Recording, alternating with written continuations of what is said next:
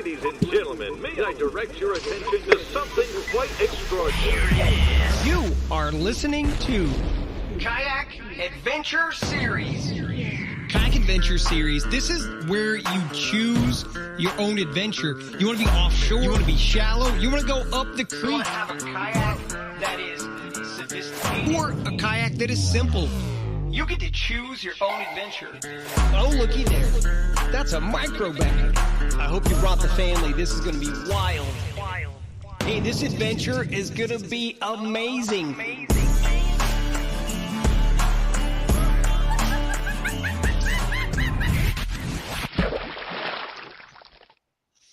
Welcome to the live stream. The line's in by Sunline. You guys, I can't believe it. We built it up. I gotta start with something. I know as we wait for people to join, Drew, you have a lot of big ideas, and I'm like, okay, speak. Sorry.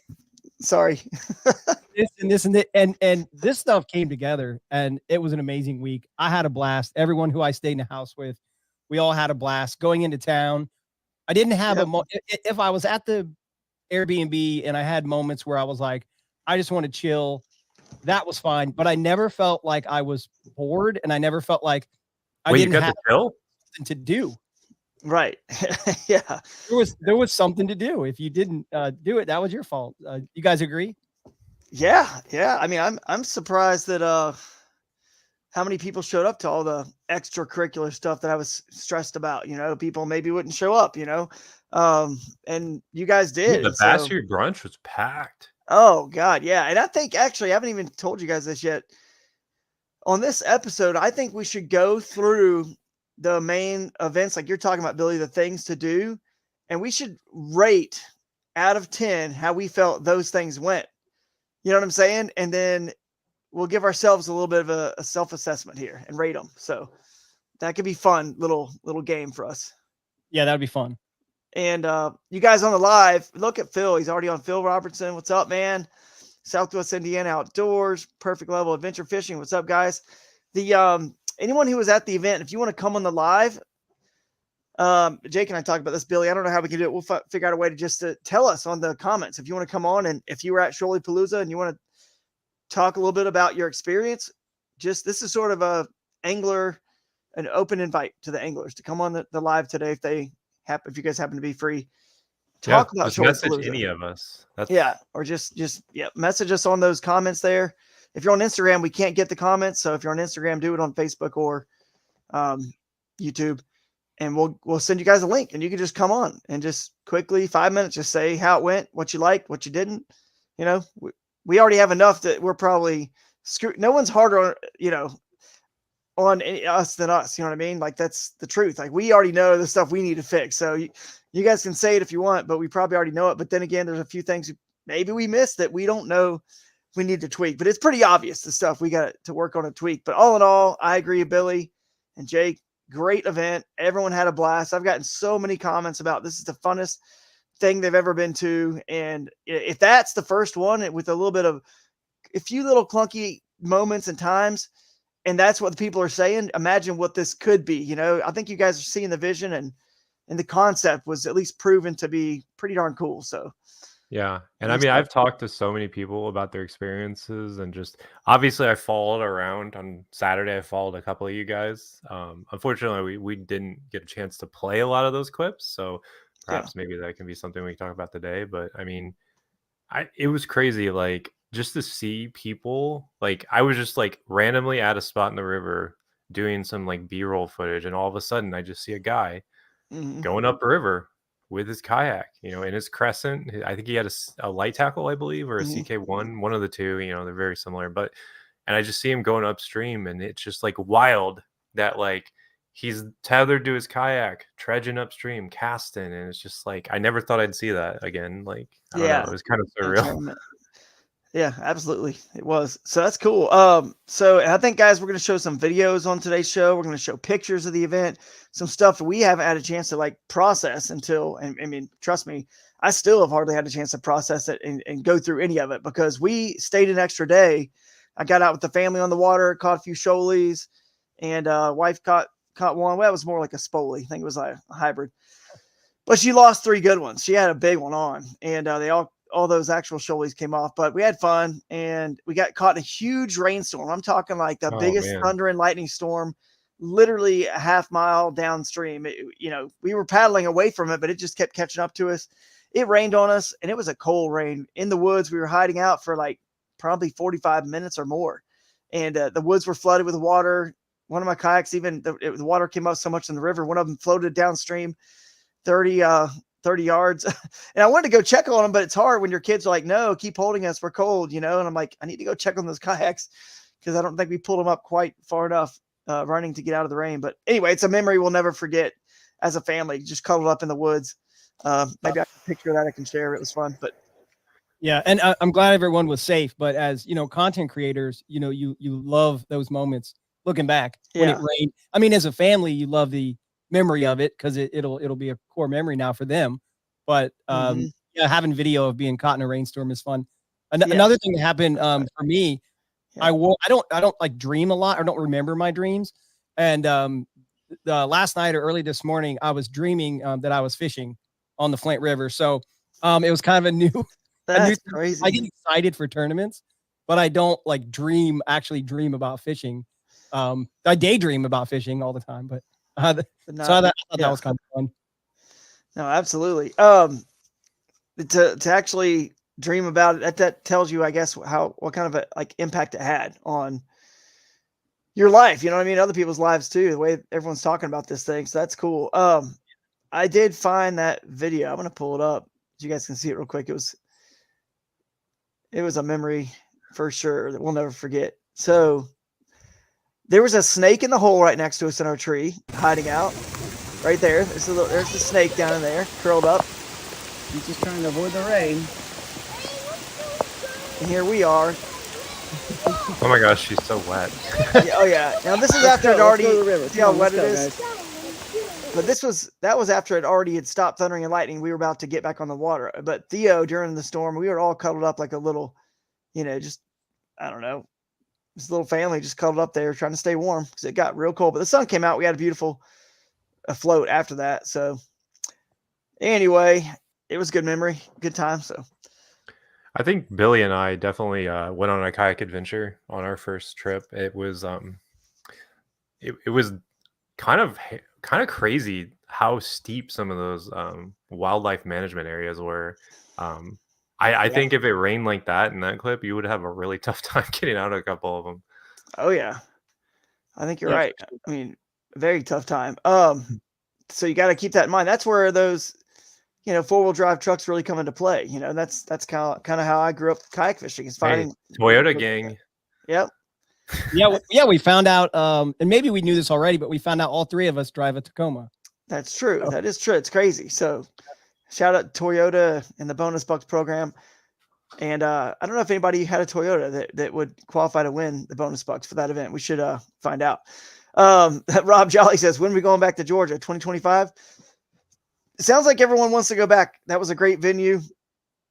If that's how we start it, and let's get into it, and we'll start showing pictures and go over the the week. But if that's how we start this thing, I hope you guys realize, everyone watching, listening, they won't all be that big of a festival, that big of a thing. Like Thomas and Georgia just absolutely knocked it out of the park and did a lot of that, for us and put on that whole thing.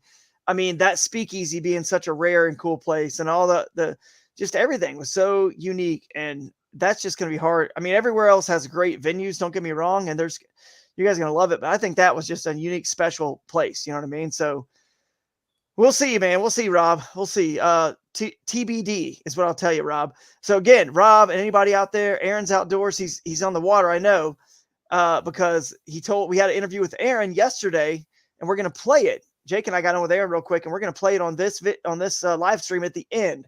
So we're going to go do our thing first, and then the last 30 minutes will be us interviewing Aaron. He's on the water with John from Creek Fishing Adventures right now, kind of celebrating and just having a good time on the water. But that will come later. So, Travis Decker said he'll come on. Let's send us a DM on Instagram, and I'll shoot you the link for shoot you the link for the live stream. You can come on. My sister's on here saying she loves her Toyota. I had a good time with the family there, having the Butler family on, which is funny because it was Butler Toyota was the ones who came from Macon. Butler Toyota are the ones who brought the Toyota trucks that were parked right in front of the theater. So people could show them off and they could test drive them. Those new Tacomas look sweet. Yeah.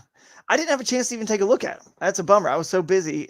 And all three of us, we thought we were going to have time to do all this extra stuff, but we were running around like chickens with our heads cut off the entire time. And I feel so bad. Billy, you didn't even get a chance to fish the second day, and you're in the tournament, which, I got to find a way to do something for you, man, because you're in a lot of these. But we are streamlining this, and I think you'll have better success, in the future, potentially fishing and trying to run them. But it's that first one was definitely, yeah. a lot. I mean, it's hindsight, and we'll probably talk about it more. And the live stream folks don't like all that, but I really did have to be at the theater, access to the projector and to the actual. I can only do so much from the Airbnb, and then I made that tough decision to not fish. But you did good on Friday. You did good. Friday was for me. It was 20th. I mean, you could have. Did you go to our spot that day, Billy? Yes. Well, I put in there and then I took out. Oh, you floated.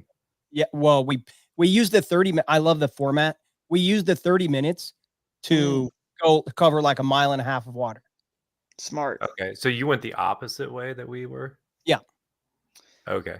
Let's see if Rob. Yeah, someone was like, why'd you guys go there and go upstream? I was like, I don't know. We didn't know what we were doing. Let's see if Rob can send us a message on. And Luke Turner saying, great event. Drew Gregory. Thanks, man. Appreciate it, Luke. Do we have any news and notes? Love the new video, Billy. Billy's the first one to get our. Yeah, I don't know if we really have any. I mean, we probably do, but we don't really have them officially. But Billy, my video instead. Your video is the first Shoaliepalooza recap to come out. I know Alex Rudd's got 4 parts. He said. I know John Dalton's going to do one. I'm sure those guys, Banks and Eddie. Well, I know Aaron's got at least. Aaron, of course. He's got the whole thing. So Travis said he was going to go on that. Rob, Travis, shoot us a message, maybe on Facebook or Instagram somewhere, and we will get you the live stream link here. So, and I love the GoPro Hero 12. I had the angle was wrong. I've been using a 360 camera for 2 years, and so I forgot to check the view, and so it's like the top of my head, and then all that. So on my video, but it's good. Super view. Well, it's super view, and then I have the 2.0 the GoPro mod lens, so I'm just gonna put that mod lens on there and then be done with it. But the GoPro, the quality of the 12, no overheating issues. I loved it. So. Speaking of GoPro 12, look at this. We gave away a GoPro 12. There you go. For the Big Bass Bling. So yeah, we did. Right there. Did you got here? You go. Let's see. Let me get it. Pull it up. I was on a different tab. I'm trying to see if Travis has messaged us yet somewhere. Oh, here we go. On Instagram. He said he has. All right, cool. I'll send you the link and he can come on. Yeah, Aaron won because he caught the big bass on he had it on GoPro. He got a free GoPro 12. So we gave that to him. Did you post the picture just now? Or did I miss you want to see it? Here you go. Yeah, that's what I want to see. Yeah. So right that's there. the GoPro Big Bass bonus. Right. If you capture, it's a bonus because you got a huge prize already from Boondocks. And if you capture the biggest bass of the event on GoPro or any action camera, doesn't have to be GoPro, any action camera, from not an angle of just your crotch and you just fighting it in. I'm talking like from behind where we can actually see the fight and the action. You get a GoPro Hero 12, and he did it first event. He got big bass on. Really, he got that camera because of the hair flip he did. Yeah. Yeah. My kids even laughed. I showed it at home, and the kids were watching. As soon as he flipped his hair, they all laughed. I was like, oh, that. Hey, he told me, he's like, man, you did me dirty with the hair flip. I was like, no, dude, there's no way that wasn't going in there when we edited. Everybody loved that. Everybody loved it. I'm looking here. I'm going to find it eventually from Travis, because you know how Instagram has all these different like message requests. These primary are these, you know what I mean? It's like, come on, guys. I think we're going to have some really good footage overall. There it is. Because I know the stuff that Alex and John got are good. Like I helped them a little bit on. I think that was Thursday we went out. I know John got some super sick footage sitting in the current, so I'm really excited to see that. Yeah. We already know that Aaron's going to have good content because I saw a couple of his pre-fishing clips and even that was insane. So, yeah. All right. Well, you guys want to start? What do you want to start with? Let's just go in order. Opening ceremonies and start and see if what we rate the opening ceremonies. How do you think they went? Everything about it. What do you think?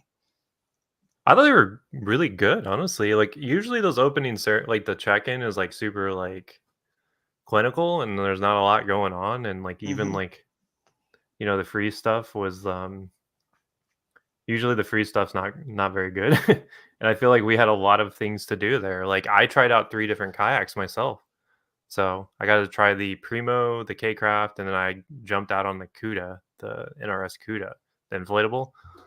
So I thought that was fun. So people stuck around a long time. Out of 10, what are you rating the flop or no flop? Yeah, I mean, like, what do you definitely think? not a flop. I mean, I would give it like an 8 or a 9. I think one of the things that maybe we should have been more communicative about or communicated better is just that, hey, there's going to be a bunch of food here, guys. Don't eat. Come eat here. Eat at the food trucks. So, yeah. You're talking about at the opening ceremonies? Right, because there was some, there was a barbecue truck, there was a coffee truck, and the coffee one was really popular. Very popular. So these are pictures of the opening ceremonies right here. I'm pulling up. You guys see those? Yeah. All right. So it was packed. Everyone checked in here. They got all their gift bags. They were playing games, like you said. The coffee trucks. I mean, the coffee and ice cream truck was popular. The barbecue truck. So you're thinking not enough people probably ate at the food trucks. Yeah, I would like to just we want to support those food trucks that are there. So like, I would like to get the word out. Like, hey guys, if you're pre-fishing, you could do like Dustin did, where they pre-fished that stretch. They rolled up on their kayaks, they jumped out, they checked in, you can grab some food from the food truck, and I thought that was really cool. I actually got some footage of that. Let me see if I can find it. Yeah, see if you can. This is Steve Kennedy. He showed up, Bassmaster Elite Series Pro. He showed up and fished the tournament, so it's pretty cool. I think he finished 21st. So it was really cool to see Steve there, big fan favorite on the Bassmaster Elite Series, and to have an Elite Series angler show up to the very first event, that was pretty darn crazy to me, and I talked to him about it at the Classic, and he seemed to, be interested. I just never knew he would actually show up, so he did, but, that was cool. And then I give the opening ceremonies a 9 out of 10, and some more people probably could have got some stuff from the food trucks, but we had a dinner afterwards at the Riverbend restaurant, which is kind of that was our opening ceremony. I forgot dinner. about that. That was all part of sort of the opening ceremonies. And I give that like a 10 out of 10, like 50 people showed up for that, which was awesome. And it proves that our format worked, because people were like, well, we don't have to get up at 4 a.m. tomorrow to get on the water. We just have to get up for a 10 a.m. Bass U brunch, which is optional anyway, if we want to do it. So let's go eat. Let's have fun. Let's go celebrate. So that's what they did, and that was pretty cool. So I think that restaurant has to be happy, because that was a ton of business for that small restaurant. Oh yeah, absolutely. Yeah. They loved and they did a pretty good job. Obviously, there was a couple of hiccups with some people's food, but like they were serving so many people, and I don't feel like it was too slow. Yeah, look at that.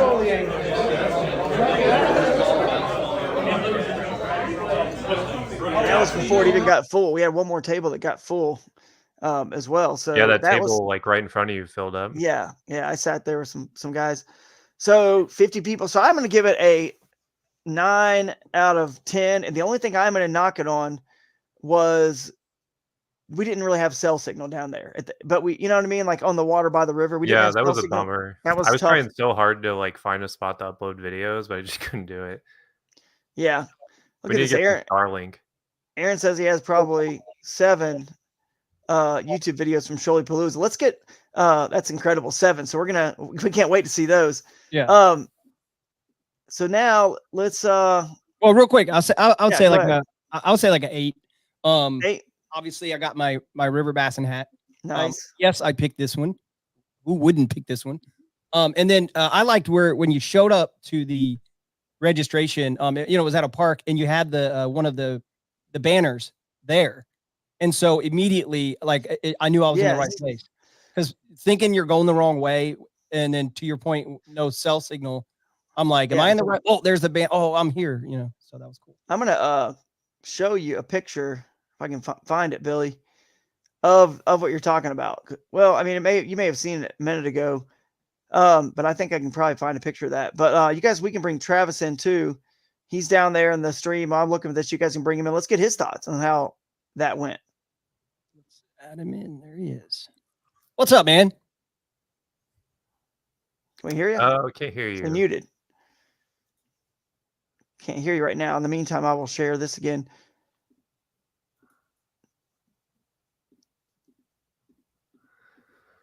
You guys, Dustin said the brunch was great. It really was. The turnout for that was insane. Yeah. There you go. There's that big banner, right? Oh, you guys no, see that? No, we still see your folder view. Folder view. So it's not letting me share that. All right, let me fix this, guys. Sorry, technical. Yeah. I think one thing for the registration and maybe dinner, and this is not, we can't control all the things, but like some adult beverages would have been good at registration. Yeah. Now that's something. Not getting hammered or anything, but a couple beers. I think the park won't allow you or something, right? They did say here. This is what you guys are talking about here. They did say that they don't allow alcohol there, and we didn't say this publicly, but if you would have had some there, as long as it wasn't in a glass container and it wasn't really like obvious, you would have been fine. No one would have said anything. But we want to always err on the side of caution with that and not break any rules. But yeah, I agree. That's another good point though, to maybe 8.5 out of 10. So opening ceremonies. And the view was really sick off that. Like that's where John and Alex finished their YouTube videos too. Because I mean, that's like the perfect outro. Yeah, exactly. It is. All right. I Where in the world? look forward to seeing how that. Did we lose Travis, or is he reloading? He's reloading. I think trying to get the audio to work probably. So, but yeah, if anybody wants to come on, you guys can. We'll send you a link if you want to give your comments. All right. So 8.5, 9 out of 10 in my estimate. I mean, dude, the view there is beautiful. I mean, the food, the games. No one really played cornhole. I had those out, and the next time we're gonna have that Revel Round game out that finally got shipped to us, and we were able to show it off on the stage. That's a lot of fun because it's like cornhole, but they're with like little hacky sack bags, and it's like a round table. It's easier to transport, and you can kick the bags back in, and for your partner who's there, because you're throwing to one of your partners there, just like cornhole, you can kick them back in with your feet if they roll off of that table, hacky them back onto the board. You know what I'm saying, or back in the hole, and it's worth extra points if you do that. So it kind of is a little bit more interactive. It's a cool game, so I can't wait for us to start playing that. Some of these next one. We'll get Travis back in. He just sent me a message. But all right, next we had, and obviously we covered the dinner there at the Riverbend restaurant. And then Dustin, I'll send you a link. And then as Travis gets the next thing we had was the Bash U brunch on the next morning at 10. How do you guys think that went? We had 2 seminars there. Good. Let's rate it. So I don't really think that. I think maybe like an 8. I think we could have maybe started like 15 minutes sooner, and it would have given us a little bit more leeway on the seminars. Yeah. But honestly, like the Shoal Bass one was really interesting. Shout out to the hat he gave me. And I thought that the rigging one was very informative, especially if you're curious on because Gene has a very complex kayak, and he's got that thing down to a science.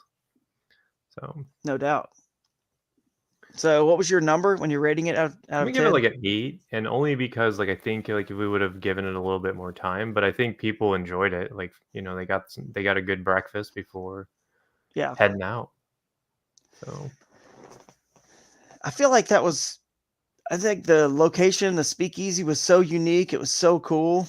Yeah, there's a picture right there of kind of how we had it set up, and looks a lot brighter in this picture. Yeah, it does. Definitely wasn't. I got a video of it too. I think this is it. Right here, maybe. Is this it? We'll find out. Well, that's at the after party, but that is the speakeasy. That's just the after party, not for the brunch.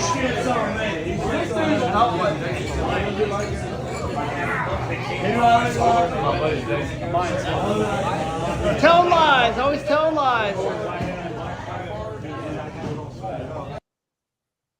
But I do have a video somewhere. It might be this one of the actual brunch there. Yeah, That's not it either. It's so hard to find in these little thumbnails. yeah.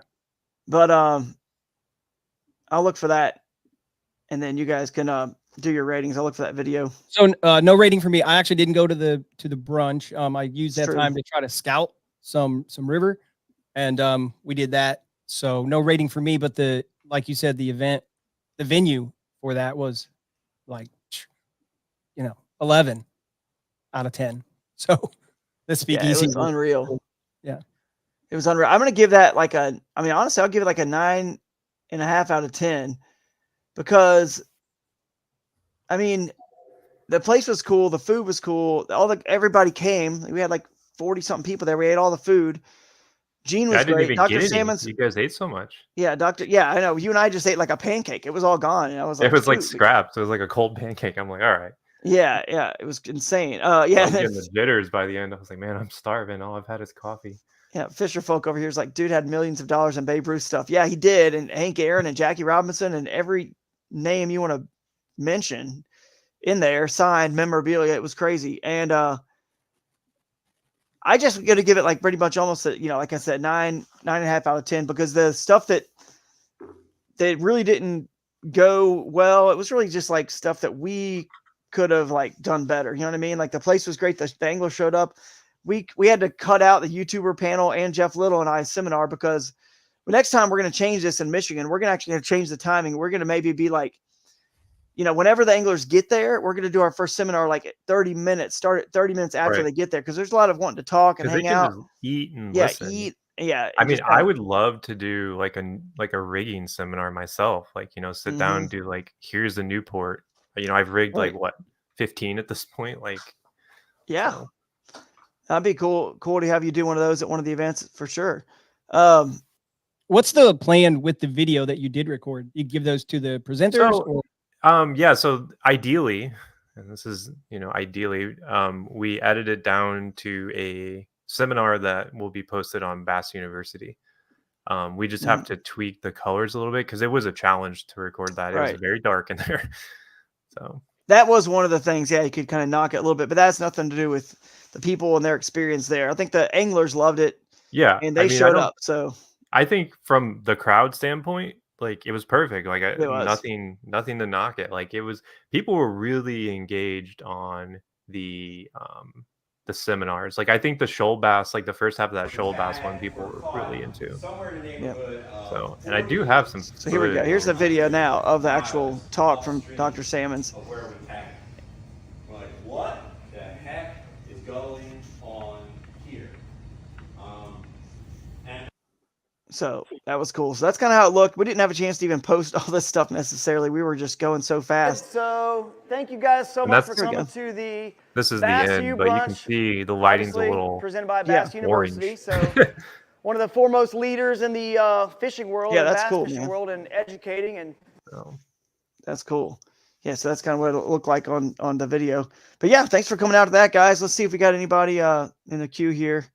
We can try Travis again and Dustin. Let's see. Do we hear you now, Travis? Can you hear me now? Yeah, we got you. We'll bring Dustin in too. Hey, what's going on, guys? What's up? Both of you guys, man. So what are you're driving, Dustin? I am. I'm always driving, it feels like. So. Yeah, absolutely. So what do you guys think, man? I'll let Travis, you can go first. I mean, you were the first to pop in here and tell us you want to come on and talk about the event a little bit. So what do you think, man? What do you want to start with? Just share your thoughts. Man, it was just an absolute blast. I fished so many bass tournaments in my life, and to have an event like that, it was just crazy to see all the hard work and everything you put in. I mean, I started out with the registration, having all the vendors there, and I felt kind of bad for the food truck guys. I wanted everybody to eat, but at the same time, we were heading to Riverbend afterwards, and all Riverbend was awesome. and then to get up and do I think the best thing of the whole tournament was not having to get up Friday morning early. Yeah. I got to sleep in and then head over to the brunch and eat breakfast and hang out with everybody, and it was a great time. It was so weird to see people fishing in the evening because, like, obviously I wasn't fishing, but I was like sitting there next to Amanda while she's judging fish, and it's just like it's progressively getting darker. And it seemed like as that afternoon session got later and later, the big fish started biting because from 6 to 7, it just seemed like so many big shoal bass were caught. It's crazy. Yeah, I caught 2 of my 18s in the last probably 20-25 minutes of the Friday. And I mean, the day one big fish was literally a buzzer beater. Like he didn't even have like half a second to spare to get that one. Yeah, that was Mike Hawks, wasn't it? It was. It was razor thin. It was like 1/100th of a second. Like literally, like it was like 59.59. I was like, oh my gosh. Yeah, we awesome. Didn't talk about that enough, honestly, about that fish and how they were like, is this going to count? Is it not going to count? You know, because we didn't really clarify that. And of course, it's the first event. And I mean, Bassmaster and Hobie and KBF, they kind of clarify a little bit. So I've heard them say it. So I knew it could be stamped 7 on the dot. And third, doesn't matter if it's 7, 30 seconds, 7 and like 7 and as long as it's seconds. not 7:01. Right. As long as it's not 7:01, you're good. So because every tournament, the right call. Yeah, it was, and it counted, and he got it, and it was a big bass. What was it? Do you remember what? 21 and 21 and a half, I think. Yeah, shoal bass. So, and then he caught a bigger one the next day, though. That's the craziest part. Yeah, and I've got to tell you guys, never in my life those shoal bass are insane. Yeah. I have a clip in a video that it took 7 minutes from the time I hooked the fish. It took 7 minutes and 39 seconds to actually get a good picture of it and release it. What? Because I could not get it to set still on a board. Dang. And I've catched big smallmouth up here in the river all the time, and I've never had one fight the way these shoal bass fight.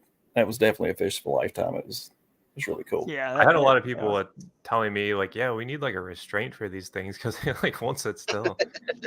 Yeah, they're tough. Dustin, I think man, because they were spawning too. Like they get kind of. Yeah, maybe it's the spring. The water's cooler. They got more energy. Trust me, you catch them in summer, it won't be quite like that, or the fall. But yeah, I can't imagine trying to do the micro bag. I didn't enter that. But I can imagine trying to hold down all those small fish. Dude, well, John's paid off for John. Man. Yep. I lost 4 on the micro bag. Just couldn't keep them on the board. You couldn't put your hand on them or a couple fingers or anything to get them to stay in one spot. Yeah, I believe that. That's the challenge of the micro bag, man. Yeah, I think they were all camera shy. Is anything I could come up with. I could get them to hold still for a couple seconds so I got the camera ready, and then it was game on again. So that might be good feedback. I'm curious if we need to tweak, the whole that aspect, because like there were some challenges with the micro bag, which we can talk about. Well, later, I think some people just didn't know the rule, even that's why their 3 fingers were on the fish, and like some people were like holding the fish like this, and like you couldn't even see the fish. So how do we even know? Like, but. I tested the whole thing. I mean, I fished a couple times for micro bags. One in a creek here in Ohio, just from the bank with the kids. Another time on a kayak on Susquehanna, where we're going to be for the Fiesta on the Susky. And it's not much. I didn't think it was much different than regular fish that still flop and try to. It's challenging, and you got to figure it out. But eventually they calm down and settle down, and you can put your finger there and even lift it off, and they just real quick and they stay. But it'll just take a little time. That's all. But John won because the other guys had their hand too many fingers on the fish. So and the micro bag is a winner take all. So he won like $210. I mean, it wasn't nothing. You know what I'm saying? Like for a $25 entry, he won $200 something. I covered his whole trip down there. The gas and some food and stuff. And I mean, not the whole trip. I mean, if there was anyone that was going to win it, it's going to be John, because I knew that he was going to go for it, and he even had like a backup plan. He caught them all in his normal lures, which is the craziest part. Like he had his like small stuff ready to go just in case, but he didn't end up needing it. Well, if they would have scored the fish right, the other guys, I think Ethan, and I can't remember who the other one was, then he wouldn't have won. So it was Will. Will, okay, yeah, another Illinois guy. Yep. But Dustin, what did you think? I think Travis hit on something about the format, and that's kind of in my head when I invented it. I was like, I don't want people to ever be tired or stressed or rushed. And that's why some of the things are optional. But even the optional, they were like the brunch is at 10 a.m., not super early. We got to get up early. Don't have time. I mean, it seemed like that. It kind of worked out where everyone enjoyed it. There's probably still some things that could be tweaked, but what did you think about that? I absolutely loved it. I mean, as many tournaments as I fished, from day one to end of the tournament, you're getting up before sun up and you're running like crazy. So actually having a day that, we didn't get up until like 8 and then turned around and went over to the brunch. It was really weird. I mean, not to be on the water fishing, especially it's like, oh, it's tournament day. We should be fishing. how antsy was everyone at that brunch to get out of there? Did you feel like time was going way faster and like, I got to get on the water? I got to go. I did actually. Yeah. Yep. Yeah. It was like, and especially you start thinking in your head, just like, man, did I do this? Do I have that ready? And we went back and grabbed all of our gear, started going back to our gear again. It was like, man, we're ready. Now we're just sitting around throwing our thumbs a little bit. It was weird. I know a lot of people feeling to it, but a lot of people were stressed out about like, oh, do I need to get there early and like get a parking spot? And like some people were talking about getting there at like 9 a.m. to camp out. I'm like, that's crazy, man. And it was cool that the seminar, especially the Dr. Salmon seminar about shoal bass, this is obviously kind of unique, but I felt like this information he gave you guys, if you weren't on shoal bass already or didn't know what to do on the tournament, or at least if you had an idea or you're on the fence about something, the information he gave you guys should have even helped direct you to, okay, I need to go here then, based on what he's told me about these fish and the time of the year and when they migrate and what they do and where they kind of are. And that was kind of cool. It's like your last chance to get some good intel. And think about Michigan next. Smalley Talk Podcast Live. They'll probably be, I'll be up there maybe on that show with some other folks, and it's good. I know those guys have fished, some of those rivers too. It's a good last minute, time to get some tips and tricks for the area. So that was kind of cool. So I mean, it definitely worked. The group up. It made me want to stay in the shoals for longer. Because of everything that he said. So that's what I concentrated on the whole time. I was dragging a light tackle too up the shoals. So I don't know where you were at, Jake, but you may have. Did you fish where we checked in? No, I was actually fishing. I was blessed enough to be fishing pretty much within sight of Russ the whole weekend. Oh, so you were on the Ocmulgee. Yeah, I was on the Ocmulgee. Yeah, cool. It was good to see. I fished that stretch, so. Yeah. Well, it's good to see like people on every river kind of in the top 10. You know what I mean? It really was, I don't know. I assume the majority of the people probably fished the Flint because it was the closest. But so it's hard to say, you know what I mean? Unless you have like 25 people on this river and 25 on this one and 25 there and 25 on that lake and that lake. It's hard to tell, but it was just cool to see. Like it really, I mean, could have been one anywhere, and it was very equal throughout. Other than the lakes, yeah, you never know. The lakes were not, represented super well, but that's because I don't think many people fish the lakes. Like I know a few, but that's it. I mean, because you're coming down to Georgia to catch a shoal bass, right? So it's hard not to go after that fish when you're there, especially when they can get the lengths they get to get you over 100 inches. It's hard not to go that route, and obviously it worked. So, what was next, guys? We did the Bass U brunch. Then you guys went to the water, which hopefully a lot of people did what I said, and have your kayak loaded up on your truck, ready to roll to your river or lake from the Bass U brunch. Because it's not like it starts at 8 a.m. Like you said, Dustin, you guys could get up, load it all up. Hopefully you got it ready the night before so you could sleep in and then just drive to the brunch. And the brunch is over. It ends at 12:30. We gave you guys at the brunch your code a little bit early, your identifier code a little bit earlier than the public, which is another little bonus for getting there. Not that you could do anything with that code until, lines in time, but you were able to get it. The sooner you get that and get stuff done, I know as an angler, it feels good. So, and I appreciate you guys. And if you still didn't pay for that brunch, you can go onto that link for the Bass U brunch and click on the button. And again, it comes up with a suggested $30. You could change it to $1. You can change it to $5, based on what kind of, financial situation you're in. You're welcome to change it to 50 or 100 if you want. If you really appreciate us bringing those guys in, to have those great seminars. So, because it definitely costs us, and they don't just come in for nothing. You know what I mean? Like we got to take care of them. So appreciate you guys supporting us with that. And obviously the food, we had to pay for all the food and stuff. So But yeah, the next thing was you went and fished. And now, what do you guys think about Friday? Was that pretty cool having a, just a half day and you kind of make a mistake, you could correct it on Saturday because it was still just a 5 fish limit between both days. How cool and how weird was it fishing in a tournament from 3 to 7, like getting a little bit of the afternoon bite? And that was very odd feeling. It was pretty cool. And then like you said before, it's like you're practicing, but then your fish count.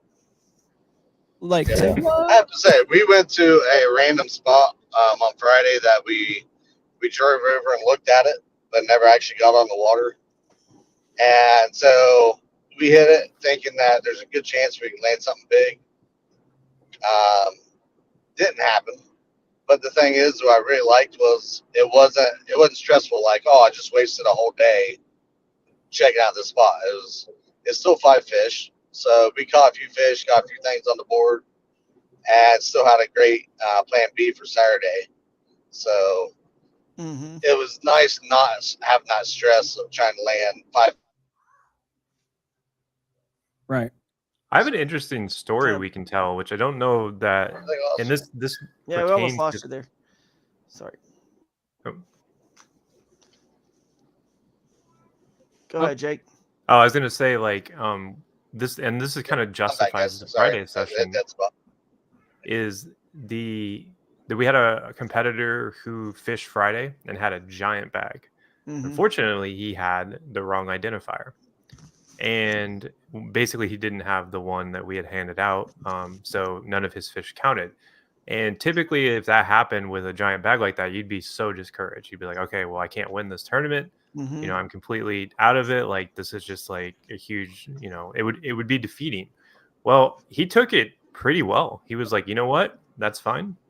No big deal. And he went back out the next day and caught another giant bag after zeroing on, Friday because of all of his fish. So he ended up getting 4th, I believe. It was Mr. Lee, wasn't it? Yeah, Mr. Lee. He was super. He seemed like he had a great time. He was super happy at the event, at the awards, and to me, I think it justifies that. Like, just because you zero on Friday, Friday is like, think of it as like your bonus time.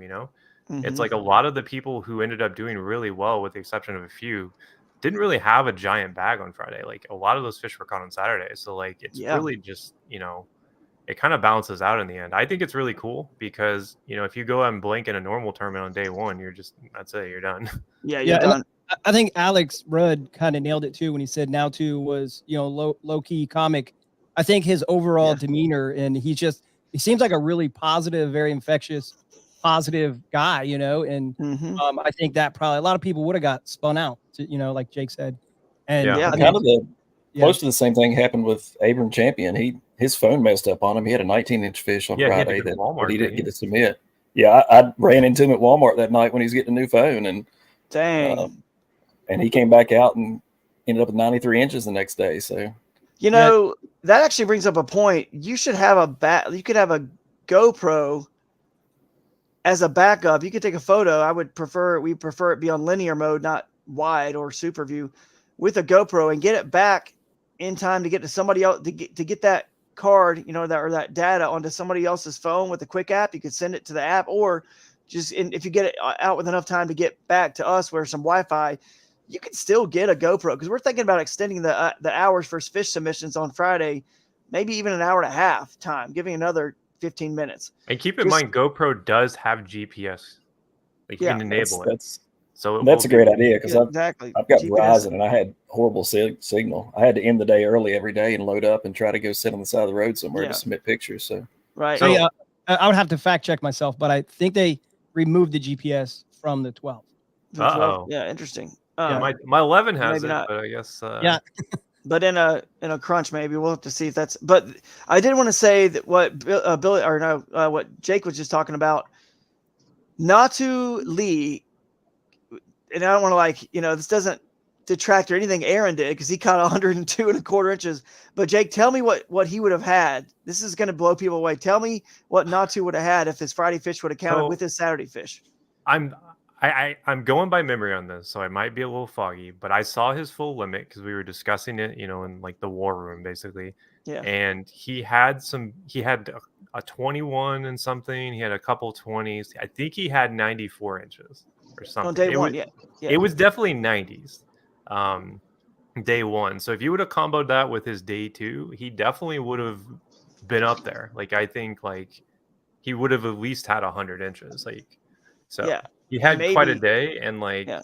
you know, it's a bummer that his fish got disqualified, but to me, it was the way he handled it. He said, okay, I'll drive there and get an identifier from the house. So while we were, you know, practicing or whatnot, he came by the house, drove all the way in, got an identifier from Amanda, went to the same spot he fished on day one and just wrecked him again. Because I believe he had planned on going to the Akmogi to fish for, or no, I think he was going to go to the Chattahoochee actually and fish the tailwaters of, what is that, West Point or whatever? Yeah. So I thought, and we could confirm this, but I thought maybe you'd even mention that he would have won the tournament if his first. I think there was a possibility. I don't want to like just say that, but I think it definitely would have given the top two a run for their money. Yeah, so he could have won the whole thing. So that's pretty wild. But at least in this format, he got a chance to still get fourth. You know what I mean? Come back because it's just 5 fish. And a lot of people are making comments about this. Let's think about it. Russ, remember he had 75 inches on day one, so his Friday fish, none of them mattered. So in other words, Natu won the day 2 dark horse because he was at 0 and got all the way up to 94 something inches. So he moved the most spots from day 1 to day 2, which got him that huge package from Dark Horse Tackle, which is pretty cool. You know, that they have that. So it's actually a little bit of I know it sounds weird. You want to have a good Friday, of course, but if you don't, you got a better chance to win that prize. So it's kind of a cool thing there. But Russ and then Lance, probably he had, I don't know if most of his fish, but you know, some of them for sure. Most of them were probably on Saturday. So a lot of fish on Saturday. The bite was just seemed to be better. And then Lance is saying here he loves the Friday sesh because it gives you an opportunity to get a limit. Then you can spend all day Saturday chasing bigs only. Sam Cox, and there's a lot of comments about this, says the afternoon sesh was awesome. Change of pace. The only downfall I saw was by the time I loaded, drove 45 minutes back and prepped, it was almost midnight. And that's the reason why I told people when it was, 7 o'clock, it was still very light on the river because our Airbnb was on the river.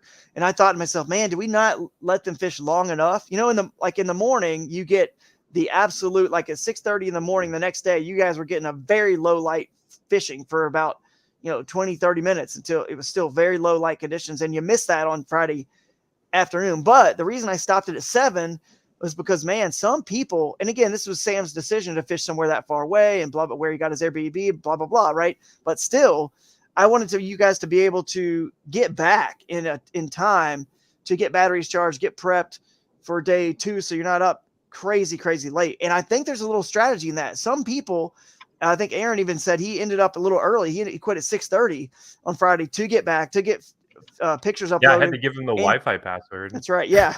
And to get ready. So there's a little bit of strategy you can play into that Friday and how you're going to do it, because it can cause you to get to bed late if you are going to fish somewhere super far away and have a lot of other prep to do. So you got to get ready as much as you can on Friday morning and Thursday. And if you ever have problems like with submitting fish, I think step 1 is to call the tournament director, because there's ways to like help figure it out. Because like every situation is unique, like it's kind of at the discretion of the tournament director as well. So, I mean, a lot of people, I know a couple guys, I want to say it was Georgia Bassmaster Marshall. They pulled over in a church to get their photos submitted. So yeah, that's right. That's a good point, actually. And by the way, Phil said the same thing. Friday was huge. It leaves room for error going into day 2 with a little less pressure. Ryan Parker, same thing. Friday session was key for him with no practice. So it's practice, but it counts if you catch something. So that's kind of cool. And sorry, Fisher folk, you didn't have service and you missed the deadline, but it's his own fault, which is why Friday, I want to extend that deadline longer, because we're not etching your names and trophies on Friday. And it's more, I need those fish to get submitted so we can have a recap that isn't too late. I can do a 15, 30-minute recap for the day. That's not, so maybe we can push it at 8:30 or 8:45, and then the recap's at 9 or whatever. But we need to get that identifier out to you guys too. We don't want that to get out too late. So maybe it's 8:30 or something, and we can start the stream at 8:30. And if I go till 8:45 or whatever, we can give out the identifier code, there, but we just don't want it to be too late.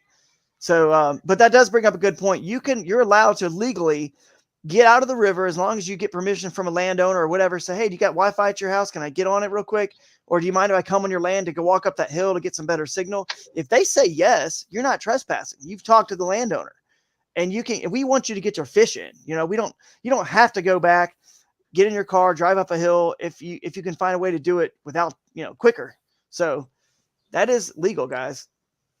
And then Sam's also saying he likes that Friday's fish have to be loaded on Fridays. So there's no sandbagging.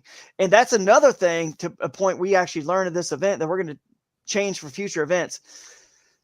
If a Friday's fish, there is a bad photo and you get deducted for a mouth crack or hand on the gill or over the eye or something, whatever, we're going to allow those fish to be replaced on Saturday as well, because it's not a new fish.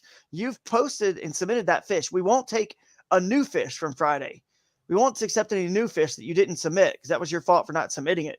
But we will take any other pictures of fish that you were deducted on Saturday, because it's all 5 fish for the whole tournament. So why not let you have a chance to correct that error once you've had more time to kind of figure out? So anyway, speaking of landowners, I'm glad we had no problems, no issues with the landowners, and hopefully, we will have no issues, because when you're doing stuff like this, guys, I'll share my screen again, and I'll show you this cool picture here. If I can get it pulled up. Sorry. I gotta imagine the reason he didn't come out was because that video went viral. Which one? Oh yeah. The one of the Marshall's video. Yeah. Yeah. So I think I had a picture of the trash in there. Maybe not. I loaded a picture of the trash if you want to show it. Oh, you did? Or you showed? Oh yeah. If you loaded it, there it is. That was one of the coolest things. Hopefully the landowners don't have an issue with that. We got an entire truckload full of trash, including kiddies pools and old kayaks that would sunk to the bottom, lawn chairs and general trash, and also a car battery. We literally took a car battery. I think it was Texas River Junkie. What did you do with that? We actually sent it to the Airbnb that you stayed at, and they took care of it for us and found the place in town or whatever. They're cleaning people that took it to where it was supposed to go. So appreciate them for doing that. But Travis Dustin, I was going to say, someone found a giant metal ore like you would see on a rowboat too, which oh wow, so random. Yeah, it's very random. It's kind of fun to watch them get dragged out of the water. Yeah, my father-in-law got those kiddie pools. So Saturday was next. So Friday you probably got to bed a little bit later, but let's face it, every time you fish a tournament, you can't help it. You end up getting to bed later than you want. You know what I mean? It's just the truth. And you're anxious, you can't sleep good. But Saturday you woke up. Tell us about Saturday and how it went, and then what happened when you came back to the festival back in downtown Thomaston. Saturday the fishing was great. I definitely want to take want to take Russ's paddle class at some point. I watched him catch a fish in the current while going backwards and then spinning around and trying to net this fish. It was pretty awesome. He kind of put on a fishing master class, and I got to watch him all day. So that was neat. That's cool. Then after the tournament was over, we went back, took showers, and headed over to the award ceremony. And you guys were hilarious. That was a lot of fun. There to watch the award ceremony and all. And then we were definitely stressed out. I hate that I didn't get to meet James from Crescent while I was there. That was the one thing that I wanted to do that I didn't get to. I run that light tackle too, and I like Crescent a lot. I think I believe in what you guys are doing, and also that was. But other than that, then I walk outside. We've got this big, huge festival in Thomaston and live music and vendors everywhere, and it was great. I wish I wasn't so wore out. I didn't make it the after party because I was done after fishing for 4 straight days. So I just went back to the tent and crashed and got up and drove home to Virginia the next morning. But it was really an awesome experience. I can't wait. I don't know that I'll be able to make it with the rest of my schedule to any of the other tournaments, but I'm going to make it to Broodstock. Yeah. That's cool, man. We'll see you there. And then I will definitely put more on the schedule for next year. Yep. Dustin, what about you, man, on Saturday? I'll tell you what, Saturday we got up super early, made a really long run to do the shuttle and got set up. And the fish were there. We hit the water. It's on the water just a few minutes. I already had 2 good keepers already on the boat, and it was just like, okay, this is going to be a great day. And I was fishing with Robert Weichard and Ramon, and we hammered a bunch of fish, and Nice. I ended up getting a 19.5 inch. It was definitely my biggest, which was awesome, especially for doing it in the tournament. Yeah. And then, like Travis said, we got off the water, ended up back at the show and everything. But even just pulling in there, the atmosphere was great. I mean, you got out, everybody was happy. Everybody, live music. I mean, where we parked at, you could hear and see the music and stuff going. It was like, okay, this is a festival. It ain't just a tournament. It's just complete festival on top of that. Yep. So Live music. Yep. So definitely mad props to Drew and Billy and the city of Thompson for dragging out the red carpet for all the anglers, which is it's kind of unique, especially in the kayak world. So yeah, it's unique in the boat world too. I can tell you that was. It is. Yeah. Oh yeah. It is. This I was- mean, that's Yeah. Yep. It was very different for Yeah. sure. I'm glad you guys enjoyed it and got back and got to partake in the festival. I know you guys had a long shuttle and everything, Dustin. So tell me about the timing. Lines out was at 3. You guys had a long shuttle. I was a little concerned. Some anglers, lines out's at 3 and our awards are at 6. That's a long time, but not when you're 30 or 45 minutes away from just getting to your takeout and then loading up and then running a big long shuttle. Yep. I mean, were you able to get back in decent time? What time did you make it back? We were hustling. I tell you what, we got off the water actually a couple minutes till 3 because we knew we had a long shuttle, and it was ended up being about an hour 15 minutes or about an hour and a half by the time we loaded up our gear and got all the way back to where my truck was sitting at, and then another 23 minutes, I think it was. Something like that, 25 minutes to even get in the service. So we were pushing the limit up to the last second pretty much. And you guys got back at what time, you think?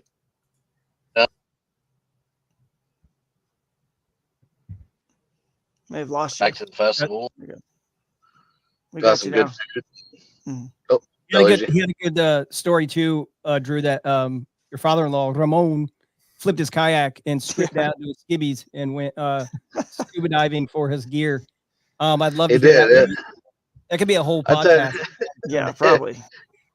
Especially with Ramon. Wait, Ramon is your father-in-law, Drew? Yeah. Oh, okay. Yeah. I was trying to figure out. He's the one who forgot his seat and went down the river on the kayak cushion. I'm like, dude, if this isn't an ad for kayak cushion, I don't know what is. Yeah, he actually he paddled. Guys. Yeah, he paddled a long section sitting on a pizza box. Another piece of trash that we found on the river, and the kayak cushion on top of all of it, trying to get him a little bit of height. So that's he funny. He was a cool dude. I liked him. Yeah, he's a mess. Ramon's a blast. Yeah. He is a blast. But a shout out to kayak cushions, because every time I've seen them, I'm like, man, I'm not spending that much money for a cushion. And then I get there and I sit down on one, and they are worth absolutely every penny they charge. Every penny. That He's is got a true. new one too. The Bertha. So there you go. There was our kayak cushion hot seat right there. Yeah, and they're like antimicrobial. You can take the cover off and wash it. There's a lot of because the first thing people say is like, oh, I could go to Walmart and buy it. You could and use it for a season and throw it away. The kayak, I have like 6 of them, and some of them are my original ones are just like the day I bought them. So yeah, so if there's anybody out there that's thinking it's too much money, it's not. It is worth every penny. Yeah, they are. And do we even let's see. So now we're on to kind of the awards. The awards, I mean, we were kind of giving ourselves ratings. That was not to you out of here. Interrupt real quick, Joe. I gotta go. I gotta be in the shop here in a few minutes. I just see you, buddy. Want to jump on. Definitely mad props to you, Drew, and for everything you put on. Billy for all the behind the scenes stuff. He did a phenomenal job that way. Yeah, exactly. He's everything. Thanks, man. But yeah, definitely you guys put on one heck of a show, and we're looking forward to Michigan. Yeah, So, absolutely. See you, buddy. Looking forward to see it. you guys. See ya. Yeah, Billy and Jake pulled it off. Jake kept me in order. Yeah, it was. There were moments where I didn't even. He would like push the button. I'm like, what button? Like, what do you? I don't know. It was a little hectic, and Jake saved the moment more than once. So Yeah, it's hard to explain to people how the issues and all that was going in there with the soundboard being far away. We had the lighting Well, like, and there the was board points being far where- away, and Where I was like, just give me the mic. I got you.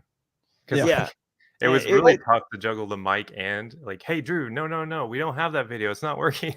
yeah, we didn't tell people because in the moment you don't want to like ruin the experience Yeah. for the anglers or the people at home. But the mic was a soft button to turn on and on. It wasn't a It was click. awful. So there was a delay. So if Drew was like, "Hey Billy, do you?" and there was like oh man, obvious delay in my response, it was because our mic, the back of house mic, was like a hot mic. So they could hear us online. right? So I had to keep turning it on and off. And it's just one extra thing that you're like, but we made it work. And I have the video that we never got to show. All right, Do let's you show have it. Let's Do you show it. want to So, watch it? Do we well, wanna let's watch first say I would say we'll watch it, but I would say I gave our theater presentation the first try because it's hard to practice this until you actually do it. You can't really practice this very well. It was kind of like we had to wing it in some Well, ways.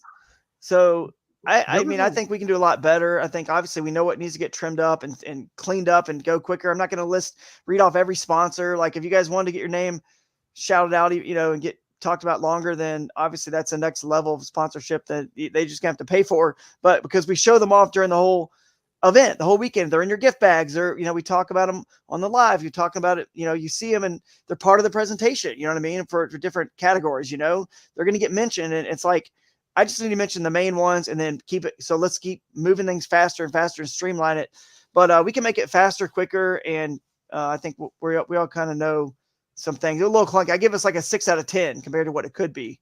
Yeah, But- we definitely we had like the splash screens up probably a little too long and things like that. So Yeah, and Alex did a good job on stage, man. Great job of filling in. We're going to streamline all that stuff, and it's going to be much, much better. We'll probably bring you guys up one by one. I know some people said it's kind of tough being up there standing in those bright lights for that long. So maybe we'll do that next time. There's a lot of little things we'll tweak, and just we needed one to happen so we could know what to like adjust, and tweak. So we got it. I did like the hot seat because I'll tell you, up until the last minute, I thought Russ had it. Oh yeah, it made it I very think exciting. Russ thought Russ had it right up until the last minute. So Yep.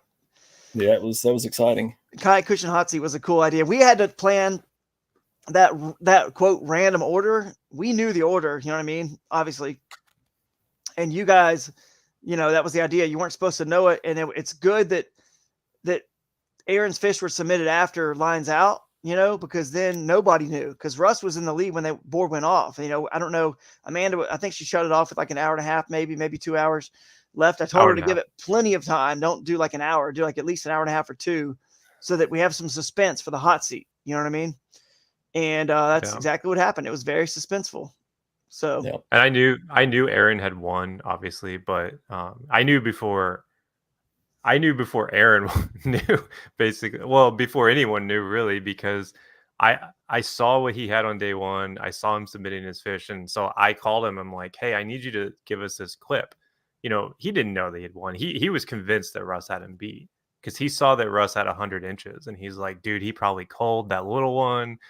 I'm not gonna win. He was really unsure, but I think the hot seat worked. I think once he saw what Russ had, I think Aaron's like, all right, I got this. Yeah. Aaron was like the only one that probably knew once it was just him and full and disclosure, Russ. if you were really, really paying attention, Billy and I actually spoiled it for like a 1/10 of a second. It flashed on screen because Billy accidentally hit it twice. Yeah. But we fixed it really quick. Yeah. Yeah, we were in the back of the theater. We saw it pop up, so we knew before Russ did. That's all right. Well, none of us on stage knew. It was pretty cool. It was a good learning experience. And if you want to play any videos, so this is a clip that unfortunately didn't play properly. It's a really great clip. It's done by Jeff Little following Lance Coley. That's how he pronounces his name, right? Lance Coley. Yeah, Lance Coley. But basically, this is one of his big fish from Friday. This is from the short session. So Yeah, this is a cool shot. Really cool.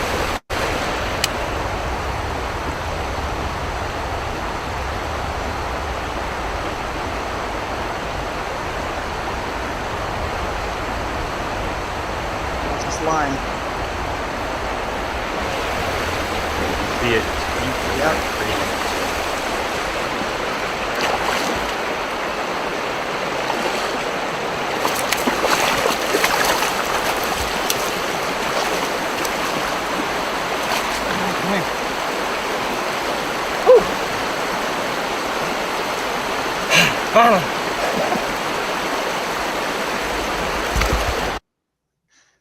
That was cool. And that was like a 20-incher, right?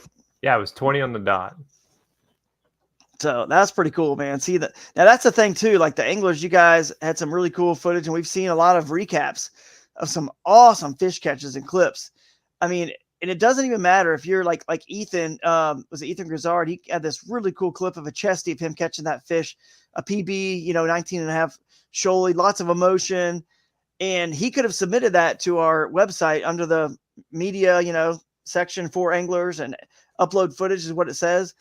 Those are clips like, whatever we got, short clips like that, we'll play them if we, need them or have time to play them. Obviously, even if you don't make the top 10 on stage, like if we want cool, just short clips like that, and we can put them on that big screen. And that's where I think you guys kind of helping us out. And especially on Friday, please, on Friday, by all means, I know you're busy. You got to get to bed, but just trimming one clip down to like no cuts and edits, just one to that 30 seconds of that fish catch, and submitting it really doesn't take that long. You know what I mean? Like it won't add that much more time until you get to bed. So I'm curious too, like people who were in the theater leading up to the start, it seemed like people were really into the day one footage we were showing. Like, oh yeah, I know that's different. Like a lot of times when you're waiting for it to start, we're just sitting there. But like it seemed like people were really into that footage that Jeff had captured of Lance fishing. In fact, where he had that little 14-incher just like jump into his hands basically, and people were like, oh. Because it was honestly crazy. Like, I mean, that's the beauty of the GoPro is you're just going to capture moments like that. So yeah. And obviously Jeff was filming third person, but still, like, And his video comes out Sunday morning, guys. Jeff Little's entire video. I don't know if he's got two parts or whatever, but one of them comes out. I think it's the whole thing is done Sunday morning. It's going live, so you guys will see his, and I'm sure other people's videos will just keep trickling out. But the next thing we were going to do, did you want to show anything else? I was going to show the AOI standings. Go to the website. I mean, we got tons of like I have some pictures from the yeah, show some. Just kind of scroll through some of these. Give me a sec. We got some pictures from the event basically that are like, yeah, that's beautiful. Oh, who took that photo? Yeah, that was that's cool. And then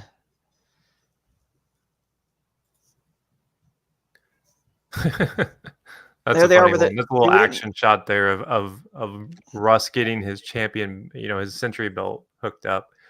Little candid shot, but then these are all after the fact. Like outside the theater, we had a giant banner set up, and people could go and take photos. I mean, we had people that weren't even fishing the event taking photos, and like even over there on the other side, we have Jeff's truck set up with like the boondock stuff, and like you can see there just us. That's a candid shot of us just taking photos, and like it was wild to me seeing so many people come up to this banner that we had sitting out there and just taking a photo. Like people had nothing to do with the event, just happy that we were in their town. So, but that's cool. Oh, there we go. There's Rudd. I mean, look at that. That's such a beautiful. good shot. Like, yeah, that is a good shot. And then this is a fish I took. I took this photo for John. This was during practice. So, yeah, that's gorgeous. I mean, gotta give a shout out to Catch on these trophies. Yeah, the trophies were great. And then the Century Belt, the cross kick Century Belt was cool. Having that party. And there's the bling too. The Boondocks Big Bass bling that he's got around his neck from Boondocks. Man, we had a lot of cool stuff going on for sure. And then just the general medallions. Anyone who's in the top 15% who got a check, they got one of those. I think I showed them earlier, the the medallions or whatever, the medals. So that was pretty cool as well. So anyone, if you're in future events, is going to get one of those if you get the top 15%. We actually had them all on stage, and I forgot to tell Rod, it was really only supposed to be for the individual division. So I think people in the team, we started giving away extras and more than we needed to, but it's all good. I mean, also shout out the Dark Horse Tackle for sending us the clip to kind of intro things. That was cool. You went above and beyond to make that happen. So yeah, it was cool getting that clip from them and be able to play that. Any other clips that you want to show before are these the standings? Yeah, I did have the standings up there. Well, that's 7th and 8th. Let's see. Oh, you got this. Here's first. Okay. So yeah, so it was Aaron Griffith, Russ Snyder's, Lance Cooley, and then we said Natu Lee, Jamie Dabbs, Mike Hawks. That's the top 12 who got paid. Luke Turner, Deshaun Johnson, Austin Thornton, Abram Champion, Nick Dyer, and Fisher McDaniel. Notice how tight they all are. Right there between really like Nick Dyer and all the way up right there to Luke, and maybe even back up to Mike Hawks. Yeah, 93 and 93 all the way to Jamie. It's like everyone's but so close. It made the hot seat more difficult than I anticipated. Yeah, whenever you guys are like, "Oh, he's still in there," I was like, "No, stop! He's still in the lead." Still, I could. Yeah, we need to remember. In the future, I'm giving Drew a sheet. Drew and Alex will get a sheet with the results, so there's no confusion. Yeah, exactly. That'd be great. We'll get that done. Shout out to Marshall too, Georgia Bassmaster. Like he was actually putting together a really big stringer day too. He was. Unfortunately, he was just sick. He just was feeling. He got sick. Same with Daniel Hamilton, dude. The mullet angler. They were on a team, and Daniel was sick the day before. Right. Marshall got sick the next day. It must have. Aaron said it was the Popeyes, but I don't know. Yeah, who knows? But I'm going to go over here to the standings. You guys can click on the AOI and Team of the Year. They're up. Thanks to Josh Goforth for putting all this together for us. And Eric Orbitan for putting it on the site. But Josh has figured out he's going to be working all of our AOI points. So now you can kind of see how it works in our scoring being different. You guys remember whoever wins, regardless of their score, like inches, they're always going to get 100. They're 100% is what their score is. That's the best you could do on that day on that body of water. So they're always 100%. So they get 100 points. And then you take the other angler's score, divide it by their score, and you can see how close the other angler got to their 100%, right? So Russ is at 97.8, Lance is 95, Natu down there 92. But here's where everyone's stacked up, right? At 91, 91, 91, 90, 90. Like everyone's really stacked all the way to the top 10 there. And that's pretty cool because you get what you earn. Okay. You kind of get what you earn. Hopefully you guys can see that. And then Team of the Year is over here, standings, TMOY. The OG River Champs are obviously in the lead. And you got Smallmouth of the South in second, Snyder's Bakers in third, Gang right behind them. They're still with 96. Hooch Daddy. I mean, they're very close scores. But what's crazy is you can make up a lot because it doesn't go or you could even increase your lead by a lot because it doesn't just go by 1 point. You know what I mean? And that's because we feel like, getting second or third out of, let's say on the individual division, let's say second or third out of 100 or 200 people is different than getting second or third out of 30 or 40 people, right? In a tournament. So why would we do it the way it's been typically done? Why would we do it that way when there's a better formula for it? Like you just get what you earn. Like the winner gets 100%. They set the bar for what's 100%, and everyone else stacks up. So there could be ties. There could be, you just kind of get what you earn, and you don't get unlucky where you're at the very bottom of some, 15 places that are separated by 1.5 inches or something. And you're at the very bottom. It's like, dang, another 1.5 inches. You kind of get what you earn, which is pretty cool. Yeah. And I even want to try to get our local trail to start doing that. And I know this idea came from a local trail, but it did. And the easiest way also to explain it, let's say like first place gets 100 inches because easy math for me. And then second place, gets 90, they get 90 points. Yep. Instead of 99 points, they would get 90 points. Right. And because yeah. So first place, that's the bar. Yep. And then you just, however many inches you had divided by whatever. So first place got 82 inches. First place, 82 is the new 100 points. Right. And then if you got 40 inches, it's 40 divided by 80 equals, there's your points. It's Exactly. once you like get it in your head, like why it's the way it is and how you do the calculation. You're like, oh, Mhm. this makes sense. Yeah, Lance So, Cooley and the guys from Alabama developed that. I think Lance actually may have developed it, and good they job, use Lance. it. They use I it. I love think Iron City Kayak Anglers uses it, and maybe other trails in Alabama now.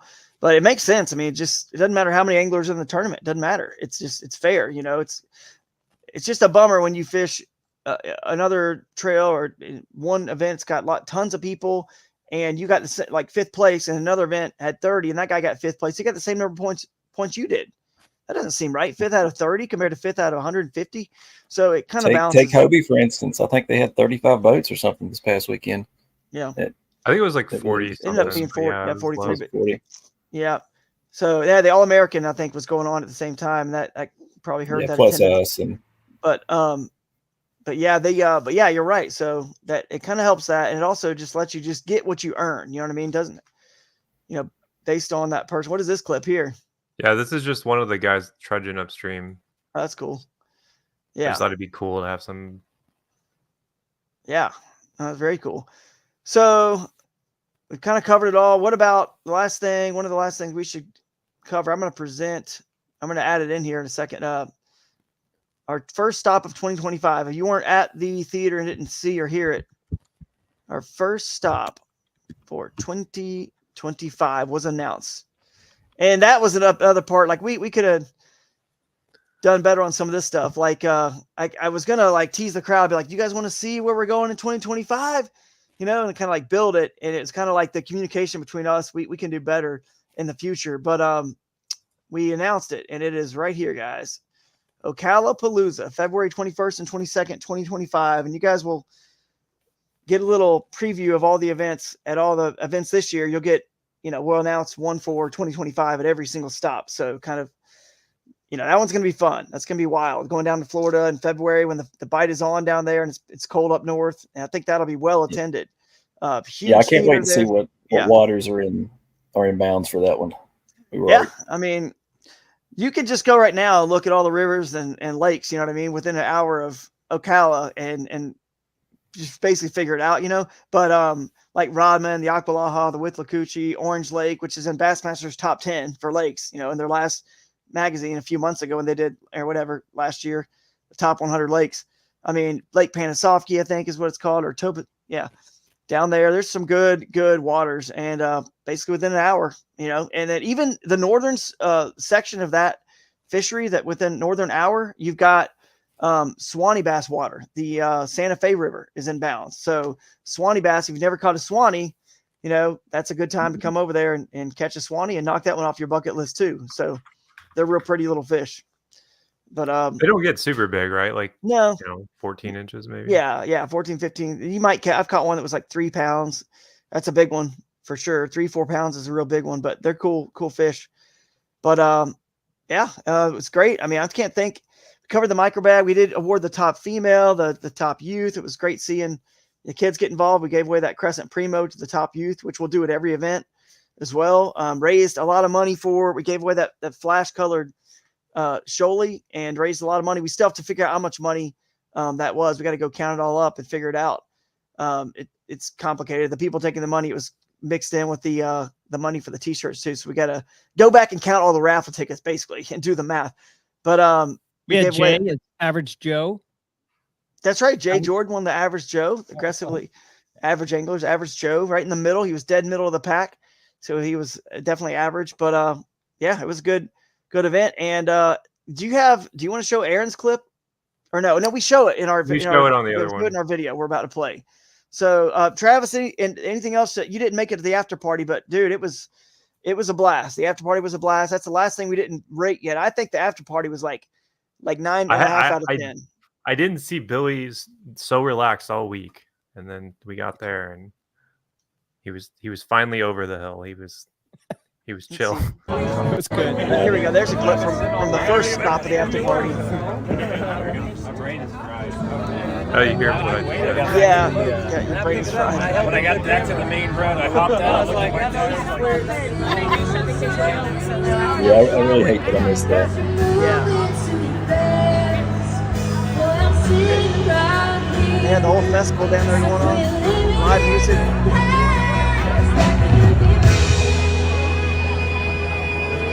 That was epic, man. What happened to Yeah. the Queen cover band? I feel like we That's got next. I think that's next week. Oh, I thought Yeah, it was. they were advertising for next week. Oh, So they have another one going on next week. So round two. anyway, yeah, let's go again. But yeah, that was the after party. I think I showed a clip earlier of the speakeasy again. We went there next. So anyway,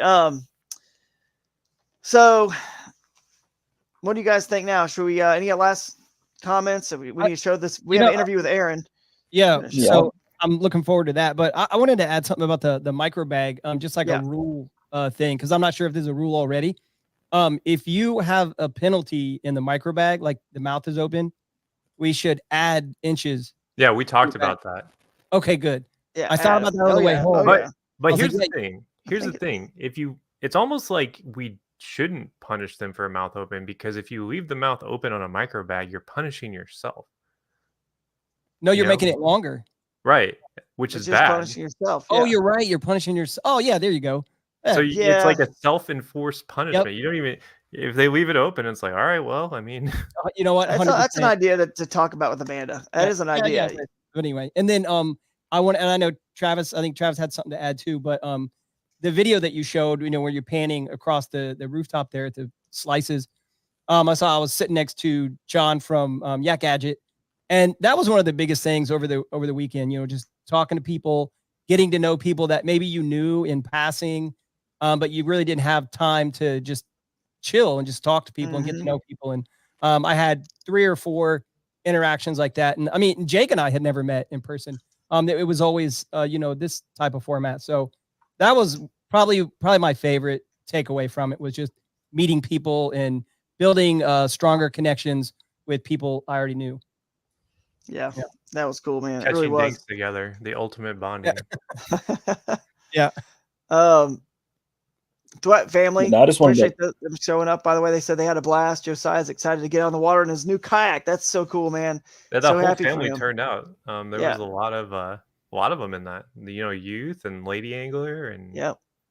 That's who won the Shoalie, right? He won the primo. the primo. Oh, the Primo. Okay. But Fisher McDaniel won the Shoalie.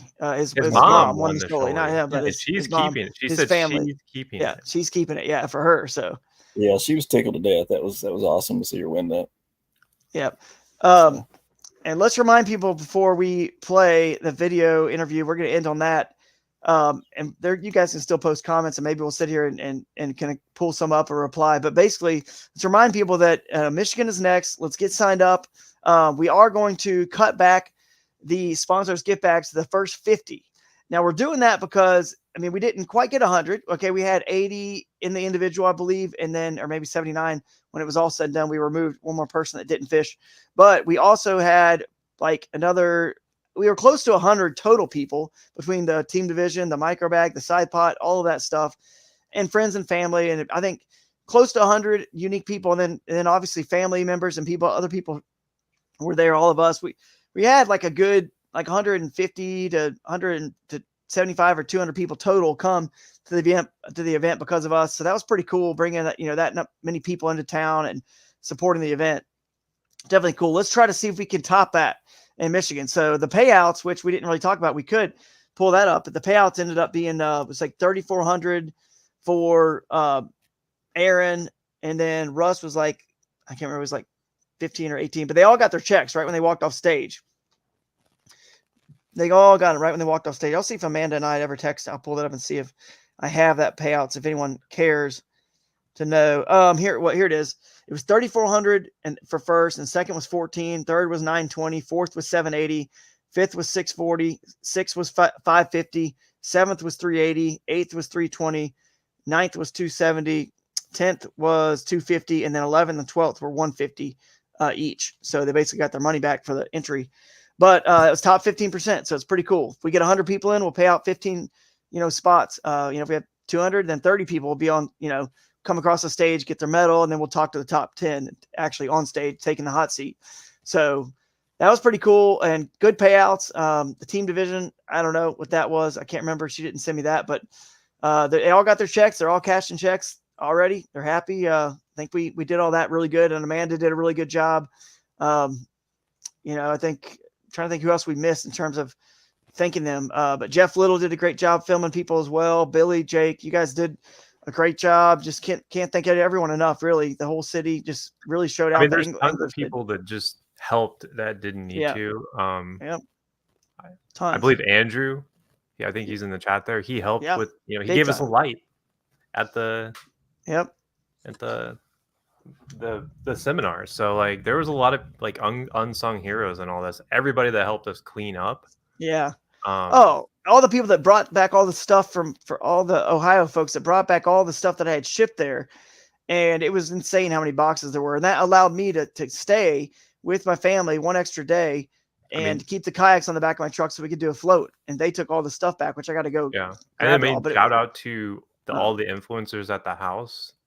Most of those guys were really understanding and like, you know, they brought air mattresses. We made it work under some interesting scenarios, but the staff house and everyone was pretty packed over there. But I think the people who brought back, just shout out thanks to Ryan Parker, to Phil Robertson, Mark Bradford. Oh gosh, there was one other person that brought stuff back. I'm gonna miss it that I appreciate. I don't know if Jay Jordan brought stuff back. He was going to, but he offered. Dustin offered. Appreciate you guys bringing all that stuff back to us. I'm definitely missing somebody, but couldn't have done it without you guys. I'm gonna have to get a trailer for the next event for sure and figure it out. So it's gonna be wild. But let's see. I guess Westbrook too for coming out there and doing the kayak demos. Like that was cool. Southern Boutique Outfitters, they were there. Yep. We had people doing kayak demos that had nothing to do with us. They were just like, "Hey, I want to try this," which is what it's all about. So. Yeah, that's right. That was really cool. So, and then let's any last thoughts from Travis? Yeah, I just want to thank you guys again. That was a lot of fun, and I can tell how hard work you put into it, and even the little hiccups you saw, it flowed right over, and I think it was just a really good job. I hate that I didn't win, Drew. I wanted to tell you I was going to spend the money on a new Shoalie, but there's always next time. So could have won the raffle. Yeah. So I'll let you guys go. All right, buddy. Thank you again for everything. See you, man. Thanks, Travis. Cool. All right, man. And Andrew Watson, by the way, was at that ACA class afterwards, so that was really cool seeing Russ and Dustin and Jeff Little put on that ACA class afterwards. That was awesome.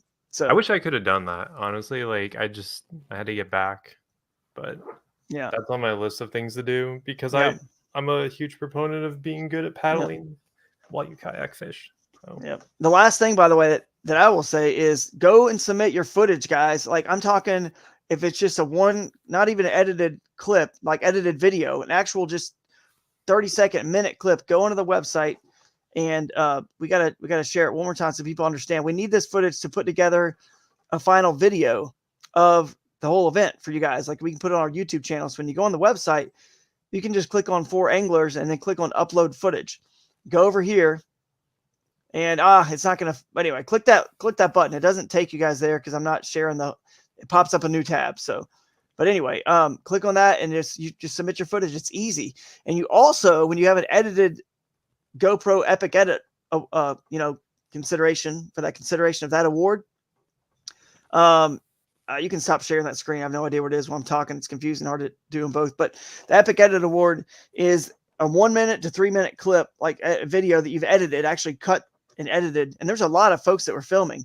So I think that you guys could win. Someone's going to win a GoPro package, a $500, Hero 12 and some accessories for the GoPro Epic Edit. And we'll put that on the screen. Remember, Jake, how we were showing Jeff Little's, Billy, how we were showing Jeff? Yeah, we're showing So this is one that was submitted to by one of the fishers. So he submitted this video. It's a short one, but he submitted this one through the portal. This is just like a picture of all these people fishing the little honey hole. They're actually chasing bedfish. Isn't that crazy? That is crazy. So that's kind of where it went down. That's funny how all that water's unbalanced and some of the guys ended up at found all the same spot. I really wanted to play that clip during the awards. We just didn't have time, but that was one that the fisher, I believe the guy won the Primo, he submitted that.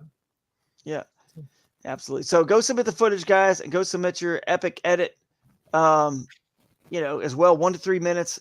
And we will give you a GoPro. We'll show your video off on the big screen as people are entering the theater in Michigan And then we will also give you that.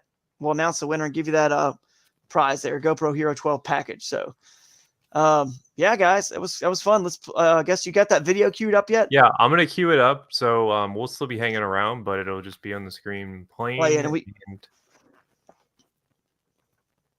sure I can find it. Yeah. Oh, you're There it good. is. But So, we will catch you guys later. So Enjoy. Yeah, check it. Enjoy this video. Well, all right, guys, we are here with the champ, the first ever champion of the Kayak Adventure Series, Shoaliepalooza event. And I mean, I think it's perfectly fitting, Aaron, that you won this event with Shoalies and in a Crescent Shoalie. That's pretty wild, man. We couldn't have scripted it better. But Aaron Griffith, tell us a little bit about yourself for those that don't know anything about you, and then we'll get into how it went. And Jake, you chime in, man. Let's grill him. Let's get some good info out of this guy. All right. Well, I'm a YouTuber here in Georgia, and on my YouTube channel, I focus on river bass fishing. That's kind of what all my videos are. And the shoal bass is definitely my favorite fish to catch. So yeah, river bassing. That's it.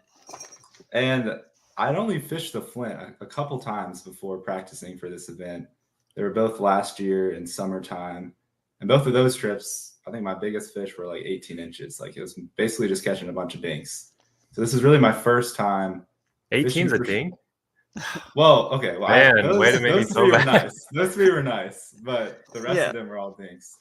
But this is really my first time fishing for shoal bass in the spring, not in the mountains. So, I live in the mountains, fish a couple of mountain rivers a lot. And, I've caught some that were almost 20 in the mountains before, but I've never done that. I never caught a 20-incher before this event. So I finally got down there in the springtime. And, man, I can't believe I haven't done it before because there's a bunch of big ones down there in spring in the shoals. So this is true. This is true, man. I love it down there. It's just the warmer water. You know what I mean? The longer growing season. You and I have talked before at the event and here before we got started about, I used to live up where you live, and it's just the cooler water coming out of the mountains, and it's just a shorter growing season there, I guess. I mean, the water coming out of mountains isn't as fertile as it is in the Piedmont. It's just not. It's coming off of more rock. There's not as many nutrients. So are there a lot of trout in those streams too? There are up further up. Yeah. Yeah. I'll catch trout. Well, I was going to say last summer. I mean, most people already know I caught most of my fish on a trick worm. Last summer, I even caught a few trout on a trick worm while fishing for shoalies. Yeah, that's That crazy. doesn't surprise me. Do those trout push down or do they stay like north? Well, supposedly, like lower in the rivers where I fish, like supposedly a lot of them die in the summer. That's what people say. Yeah. Okay, because I caught a trout in Potato Creek, which I thought was really weird. So. Yes. Oh, so wow. no, there's stories here. I don't want to get too off the tangent, but I'll tell you the stories that I know. There are some pretty wealthy landowners on that creek there, and they stock trout in the winter for their literally just personal stocking to be able, because it looks like you're in Montana. Everyone thought I was crazy, and I'm like, no, I caught a rainbow trout too. Yeah, they stock them. So there actually is some that they will die eventually or get eaten if they're small enough, but they stock pretty big ones, I think, because they want them. It was yeah substantial. I mean, I thought I had like the fish. Yeah. And then the ones in North Georgia they stock, and then they will, some of them Stripers will probably eat some stripers will eat of them, or they'll go so far up those creeks and rivers where the cold water is, and maybe they'll hunker down and make it through. They'll make it through the some of them will make it through the summer, but not all of them will make it. But the ones that don't end up going downstream. So the funny story I have is I was on a float on the Chattahoochee, pretty close to Lake Lanier, not like the float that puts you right into the lake, but maybe one or two up. Yeah. And one time I saw this giant trout just sitting over there on this inside bend, right on by a sandbar. So it's super obvious. Inside bend, calm water, and super obvious. And he's facing upstream. So I went downstream around him. I beached my kayak and I went to and my buddy was with me, Blackwater Bill, who RIP, he's passed away, but he was like in his 60s, 70s at that point already. But great guy. So we have this memory forever. He calls me Grizzly Gregory because I beached and I walked out in the river, snuck up behind it because it was just facing upstream. I kept walking, and I just took two hands and grabbed him and threw him on the bank. Oh my gosh. And we got pictures with I got old pictures of that, and it's like a 6 pound. It was a 6 pound rainbow trout, and it was blind in the eye that was on the riverside, you know? So anyway, it was blind. I'll have to Did find you that eat him? picture. I think we did actually eat that fish. I think we kept it and ate it. I think we did because we were like, well, this thing's about to die anyway. We wanted to make use of it. So anyway, but you are it was pretty cool. Gregory. Yeah.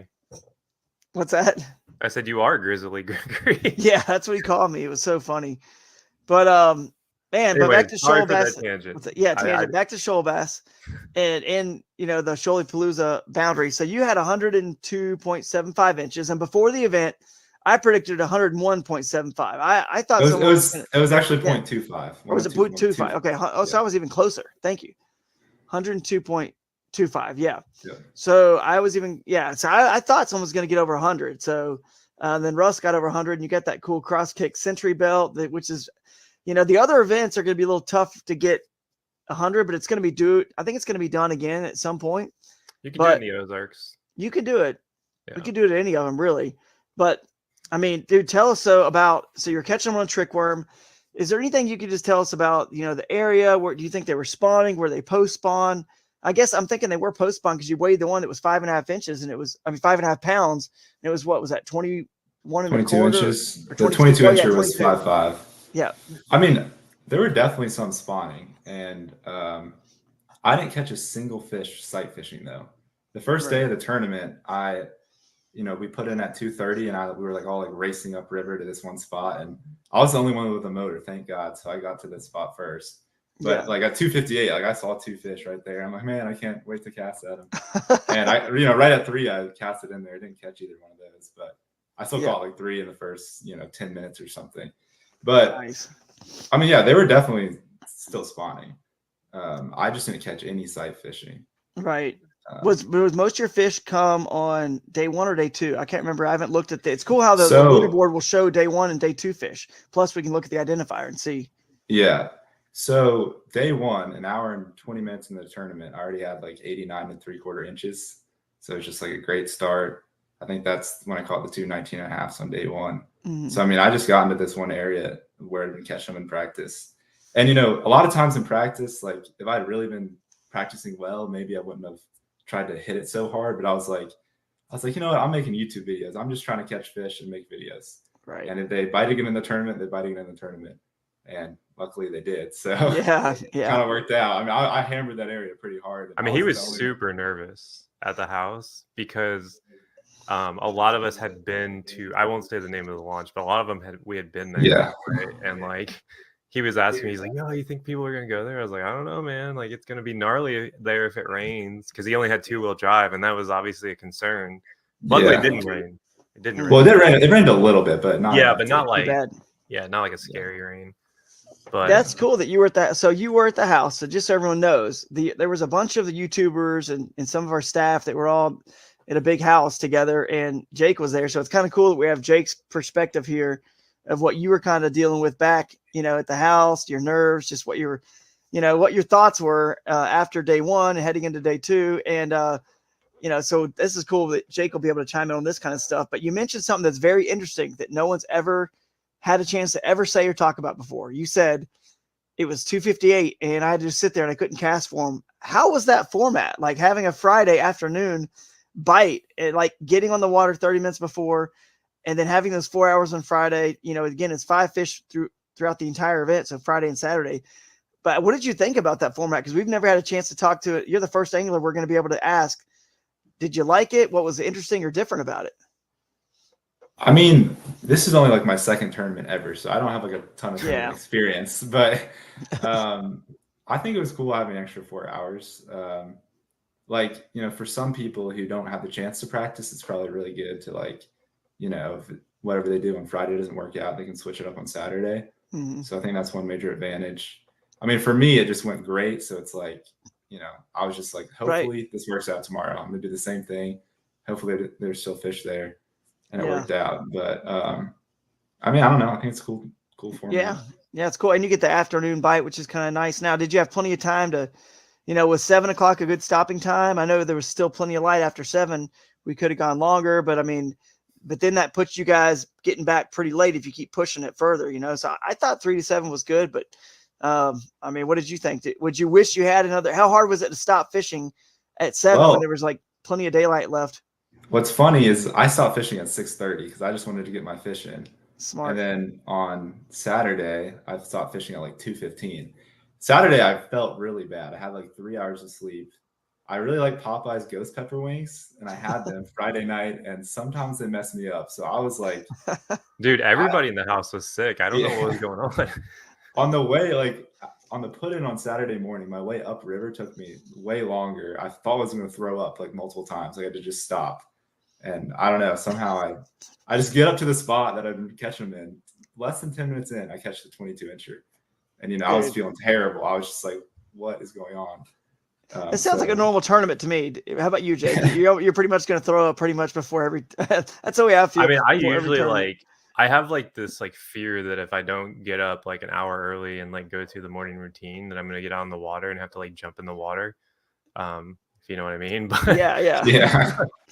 I don't know. It's interesting, like watching everyone coming back Friday. It was like he was the first one I saw. Aaron came back, and like I was like, "Oh wow, you're back early," and I was like, "Bad day," but actually it was the opposite. But he didn't get his fish in till like 4 minutes to spare because he couldn't get them uploaded. Oh yeah, like I had to get on the Wi-Fi at the house. Like, I had to like go run in there and get the Wi-Fi and like let him submit it. So. Yeah, we're even toying around with giving you guys even more time on that Friday because why not? I mean, it's 5 fish. It's not like we're etching a trophy, you know, on Friday, so we could give you more time, and that could help. Now on Saturday, we do have some stuff to get ready, you know, for the awards, so we need to find out who's in what place. But yeah, it was an interesting event for sure. But the other thing I was going to ask you is, did you go to the Bass U brunch? I can't remember. Were you at that breakfast or no? Me? Yeah. Yeah, you were there. So do you remember a little bit what Dr. Salmons was talking about with the shoal bass? About how far they travel? How far they travel and how grouped up how grouped up they get. Well, because they're traveling far distances, how grouped up they get in certain areas, but only for a certain, few weeks, you know what I mean, of the year. And I think we were still in that few week window. So here's my theory on why a normal tournament, I don't think you could have just wore them out the way you did on Friday. On pre-fishing on Wednesday, Thursday, whenever you were there, and then still turn around and caught them like that on Friday and Saturday. But shoal bass are unique in a couple ways. One, how many group up in these areas during the spring, right, for a 2-3 week window, right, maybe 4 weeks. And the second one is Dr. Salmons. I don't know if he shared this or not because I missed a little bit of it, but he shared me stories before where they've tagged shoal bass in the river. And when they tag fish in lakes, they're just praying to God that one angler catches them and returns a tag, just 1 or 2 tags out of 1,000 fish tagged. They're like praying that they get one back and get information. When they went and tagged shoal bass in the Flint River, not only did they get tons of tags, they got the same fish was caught multiple times and within like a week. Like this, we just had, they're like on the phone with the person, like, we just had that fish caught last week. Where were you? And then so in other words, they're very, especially that time of the year, they're very willing, biters, eaters. And that's why I think some of the fish you caught in pre-fishing could have been the same ones because they're kind of dumb that time of year, really. I mean, yeah. And I've heard, I think on Jeff Little's YouTube channel, Steve Salmons kind of has done that same talk, maybe at like Westbrook Supply Company sometime. Oh yeah, that was where I helped. Yep, the seminar. So I've listened to that whole YouTube video, so I kind of like, I've learned about how they, and I've experienced in the mountains. Like, there's a couple places in the spring I know they're going to be loaded. So I got a chance to talk to him at the house because he came by for a while, and he basically told me, and I didn't tell anyone this because I wasn't going to give him information, but he said, yeah, they're spawning right now. He's like, a lot of people don't realize it, but like they are absolutely on beds and spawning. And like Drew and I were wade fishing. What was that, like Thursday night or something? Like pretty early on, and we saw one really aggressive sitting there. Remember it, like bait. And I walked around and I looked at it, and sure enough, you could see it sitting there guarding that little area. So I mean, they were clearly, in that spawn mentality. So some of them where I saw fry out in the river in front of our Airbnb. So some of them had already spawned. I bet you 75%, 75% had already spawned, but some still were. Yeah, I think maybe they were like guarding like the areas too. Like, how they get really aggressive after they spawn before they start eating their babies. But I think that maybe. Maybe. They're interesting too because they don't really guard very long, according to the biologist. They don't really guard long or much at all. They kind of leave. They don't really fry guard very long. I'm talking like super short time because, and I saw teeny fry everywhere. There was no mom or dad around, but it's because there's so much of the grass and little rocks and in those shoals. There's so much surface area and places for them to hide. Yeah. They just the parents sort of just bounce. That's interesting. Like I never knew that. Early.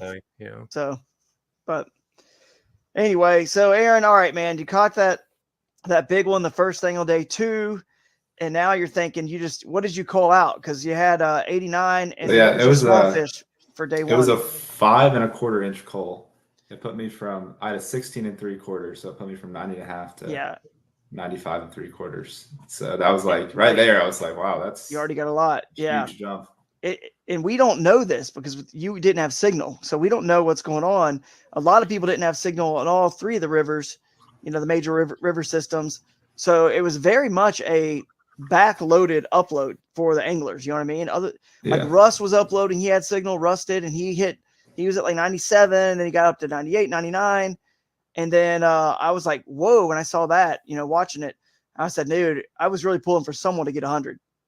I just want to give away at least one of those century belts, and we fortunately were able to have 2. We had a lot of big shoalie caught on Saturday because Russ caught that 21 1/4, but then the guy who had big bass, right? He caught another that was bigger, like right away on Saturday, like literally like right away, and I'm pretty sure he caught that on top water. Oh yeah, you mean the guy who had big bass on the first day? Right, he caught another bigger one. It was Mike, it was Hawks. Mike or Eric Hawks? It was Mike. I think it was Mike. Because he caught one like right away on the next day. I was like, okay, today's going to be a slugfest. But then, obviously they didn't know Mr. No Signal over here was hiding a big bag. Yeah, exactly.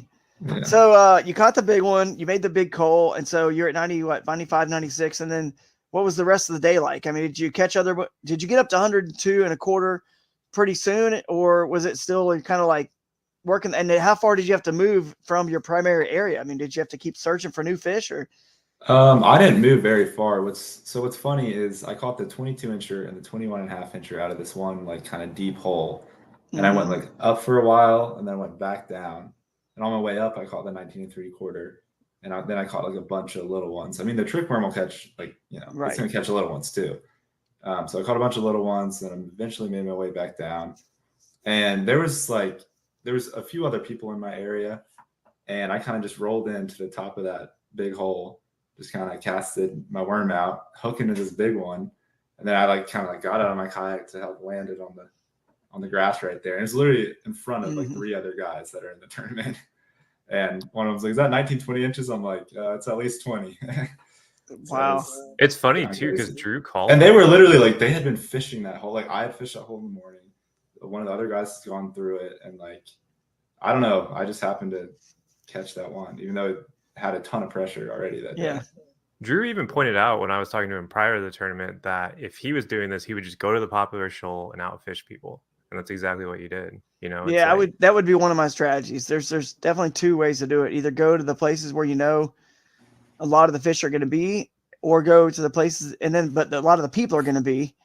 And then like you were just saying, a lot of other people fished it, but you still caught that fish. And here's why. A lot of, those shoals, especially up where you live on the upper Hooch and some of the Chestatee, they're like slanted rocks. You know what I mean? They're slanted, and the fish will hide underneath those rocks. And even the rocks that aren't slanted, there's still there's big enough rocks where they hide underneath there. So if you think about it, their back is against a wall and they can only see out one direction. You know what I mean? One spot, sort of. It's like in the back, back doing corner a little bit, and they're hiding in there. And so if your bait doesn't come across it perfectly, they can't really see it. You know what I mean? It's a lot about angles. Shoal bass fishing is a lot about angles and getting yourself in the right position. Don't make the cast to that one spot or that one rock or area until your bait, or that little teeny pool, until your bait can get to where you can come across the pool. Like let's say it's a rectangle the size of a truck bed. You better be making sure your bait can go diagonal through that truck bed. You see what I'm saying? And you throw past it, that corner, and then you bring it through that like truck bed size pool, is with the length of it, not across it where it's shorter, or not where you just land in the middle of it and bring it back. It's a lot about angles. And if people were fishing it, they didn't hit the right angle, you know, then I can see how that could definitely. And a lot of the fishing I do in the mountains, like if there had been muddy water, I mean, it probably would have been worse for everybody. But that's like, yeah, I'm not as good at that. I'm a lot more used to fishing in the clear water, dragging like a soft plastic into those different holes. So yeah, it was good. It definitely turned out good for me that it was low in clear water. That's a good point. It was clear as what you were used to. You're right. Yeah. It had like a good stain to it, but it wasn't like super clear, which is like my favorite kind of water to fish. I love using a little like 3-inch Nico Helgermite, but I didn't feel like the water. Well, first off, there wasn't quite as much current in some of these areas, and I like to drift that through current. And then also because it's a little bit more dingy water, I just felt better with the trick worm. And I always use like a black trick worm will work great in clear water. And if it's dingy, it's also kind of like the best color to get to. Yeah, especially in that color water. That is perfect. Were you Texas rigging it? Yeah, so weightless. I was Texas rigging it with a weight. With a little weight, okay. That's what most people seem to be doing based on my intel. And the theory behind that is it the weight drops down and the worm is sitting there kind of doing its thing, and then they come out. So it's easier just like there's a bunch of those little holes in the area that you're spawning. I kind of just like to plop it in the top of the hole and let it.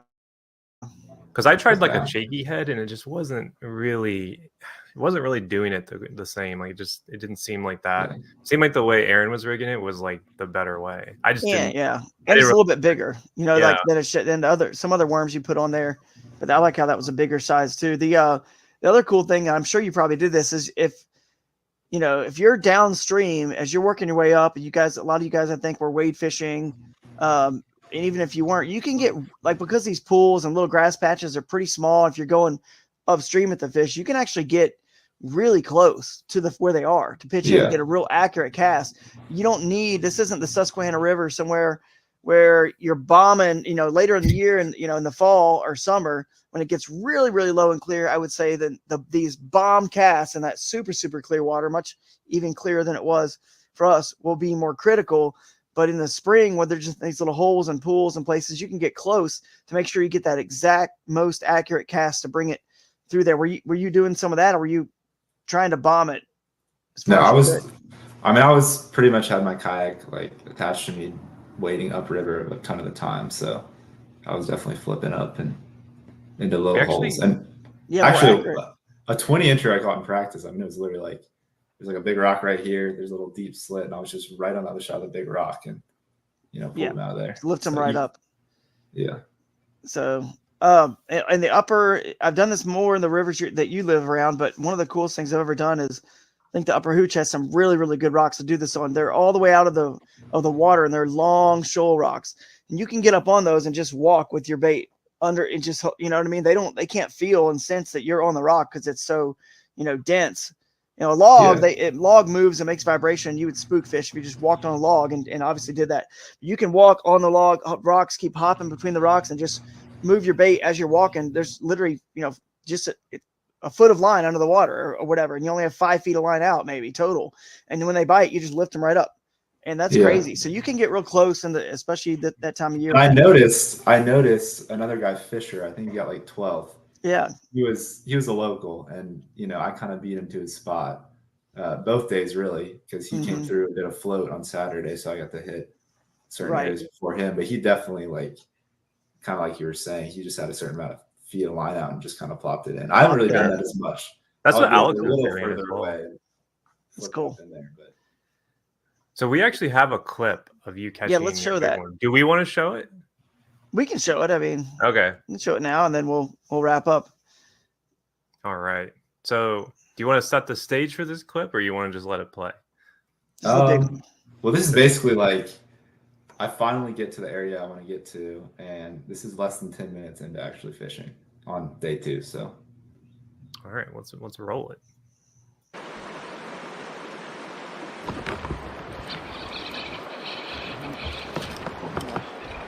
I just hooked myself, and this is a good one. I just hooked my arm. Man, this is a nice one.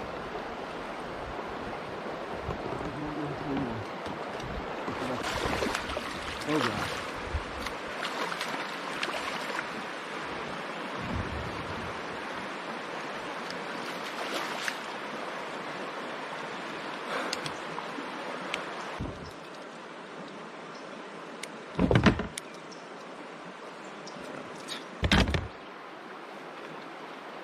Well, look at that absolute giant. With this fish catch, I very legitimately have a shot at winning this tournament, which is insane. I mean, this is a 22-inch shoal bass. My PB caught my previous PB in practice, 21 3/4. This one barely reached 22. An absolute giant. I'm gonna have to weigh him, even though it's gonna waste a little time. But that's cool. And then I know we asked you this on stage, but what did it weigh? It was 5 pounds, 5 ounces. All right, so that one sounds like a post spawn fish with how long it was. It was That's beautiful. incredible, dude. That was just such what's it? a pretty fish. Yeah. Getting the PB in a tournament, there's nothing like it, dude. There's nothing Yeah. like He getting broke a his PB. PB like 3 times. It's crazy. Yeah. Yeah, I mean, I couldn't believe it. I mean, you can see the look on my face. I just look back. I'm like, what in the world? But And it's wild too when you think about it, man. Like when we were kind of previewing this tournament, we all some of us felt there could be one with shoalies and over 100, and I thought it would be just because more people were going to fish for shoalies, and then some people thought, well, maybe the lakes could play with big largemouth, but people that come down to Shoaliepalooza, they mainly want to catch shoal bass. There are a few people that try the lakes, and the lakes may have shown out more if more people would have fished them. But out of like 80 anglers, and then there was some more in the team division, probably almost 100 people total in the event, but not many people fish the lakes just because shoal bass is why you come down there. I think it was under, I think there was less than maybe 5 people who fished the lakes. Yeah, not that I know many. a lot of people were really on that largemouth bite, but they didn't generate any current. So that was a gamble that did not pay off. Right. The Okmulgee played really well. Russ had mentioned he was over there in second place. And then you had people in the Chattahoochee in that the top 12 as well that we paid out. So it really was a pretty balanced event in terms of, what. And I remember people saying that out of those 3, they thought it was going to be a little bit harder to win it on the Flint. And I was like, I don't know about that, man. They're pretty even. All 3 of those fisheries, the Flint, you're never going to stumble into some giant largemouth that's going to help you. You're never going to stumble into a big Alabama bass that might help you. And you might on the Chattahoochee and the Okmulgee. The Flint, you're all in on shoal bass. And obviously, Aaron, you proved that you can win it with just shoal bass and win it on the Flint. So, that's the river that's right there closest to Thomaston. So maybe it was just kind of meant to be for you out of a Crescent Shoalie. How was the Shoalie, by the way, to fish out of? I mean, obviously you've got one for a reason, so I assume you've been enjoying it. yeah, I mean, I love it. I just got a motor for it. Sweet. Which I really only used it just to get up to where I was fishing, and then I kind of just put it up the rest of the day. But I love the Shoalie. I mean, it's a great kayak designed by Drew here. Yeah, that's that's wild, man. That makes me feel so good. You guys had such a good time there, and all the memories everyone made. And I mean, every one of our events is sponsored by a different kayak manufacturer. We raise money for pediatric cancer by raffling off that cool flash color Shoalie down in Thomaston. So it's going to be exciting to see. If you could script it perfectly, maybe someone would win out of that particular brand that's the sponsor of all of these stops. I know that's not going to happen, but a New Canoe is next, so we look forward to seeing them in Michigan. So that brings me to my next point. Now that you're in the lead for the AOI race, the standings, so I don't know if you'll see those are going to be on the website probably today. And you have 100 points because whoever wins the event always gets 100. And then everyone else kind of falls in line based on the percentage of how close they got to 100 inches. So it's not like 1 point increment. So you're in the lead, man. You need one more event of these first 5, the regular season 5 events. Are you kind of thinking about maybe joining in and fishing another event? Because, the winner gets a e-bike that's worth $5,000 and a bunch of other prizes. It's getting close to $10,000 for the Angler of the Year prize. So I don't know if you have time in your schedule or not, but have you looked at it? Did you know about any of those prize packages and all that? I kind of forgot about the whole e-bike thing. I mean, I think it's going to be pretty hard to beat Russ Snyder's, but we'll see. I don't know. The next closest event is like a good 8 hours from my house. So I don't know. My dad was saying, you should try another one, but how far away is Ozarkana? Well, I think Bowling Green would be the next closest. Because that's the finale. That's the brood stock. So you got to do one of the other 4. Now there's 4 regular season events. And then that score gets combined with your Bowling Green, Kentucky, which is just north of Nashville. It's just across the border in Kentucky. So that one's not far, all things, but the Susquehanna River is world-class and be another one that could be worth trying just because smallmouth, it's a world-class fishery that everyone, wants to get to. That's going to be well-attended. I think it would fit your style too. It would fit, I think so. you can do a little bit of anything at Susquehanna. So, but maybe you can ride with somebody and team up, because you didn't enter the team division, right? You weren't on a team, or were you? No, I wasn't. I wish I was, because whoever was with me, if I at least had someone decent, I probably would have won. But exactly, you guys could have won the team too. So that's just something to keep in mind, guys. Why don't you could always get someone to join you, and it makes the trip a little bit affordable. Get over one of those other stops, and then if you got a good finish there, or just a decent finish, to go along with your first, then it's up to your Bowling Green, Kentucky Broodstock, our finale finish, and those 3 scores. That's the AOI. So, worth considering. I wouldn't roll over to Russ for sure, man. He's a hammer, but at the same time, he's focusing more on Bassmaster and Hobie maybe and other stuff. So KBF, who knows? I don't know. He's probably not going to fish a lot of these. I know he's going to fish maybe at least one, maybe 2 more, even counting Broodstock. So, you got the jump start on everybody else. So see if it works, and if it works out, we'll see it at one of these other events. Yeah, I mean, if it works on my schedule, I'll probably try to make at least one more. So yeah, why not? Cool.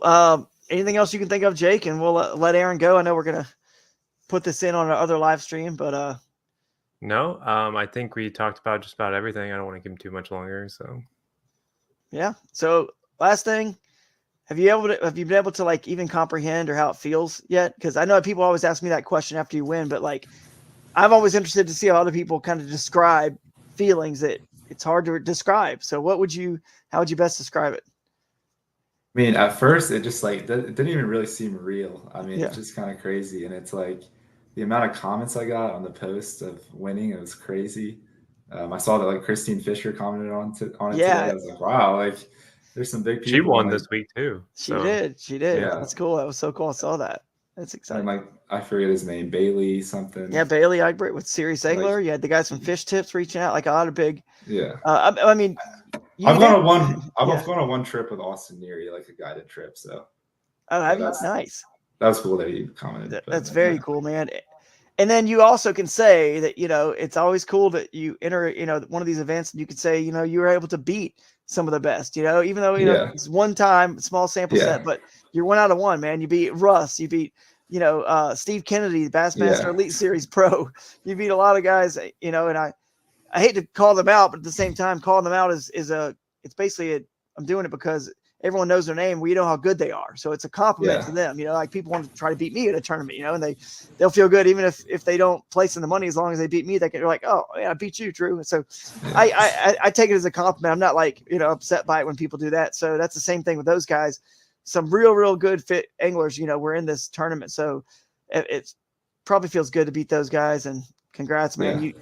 You earned it, and you took the Boondocks Big Bass Bling, the Century Belt, all of the above, and we look forward to seeing you on the next trip. And maybe my nephew will even go up and fish another one. He's gonna be at one. He was graduating from North Georgia, where you're at, and I know he's been classmates with you in some of the classes. My nephew Thomas. So maybe you can get him. You guys right up there and fish the Susquehanna or fish one of these other events, and get him out there on the water. He loves to fish too, so we'll see. Yeah.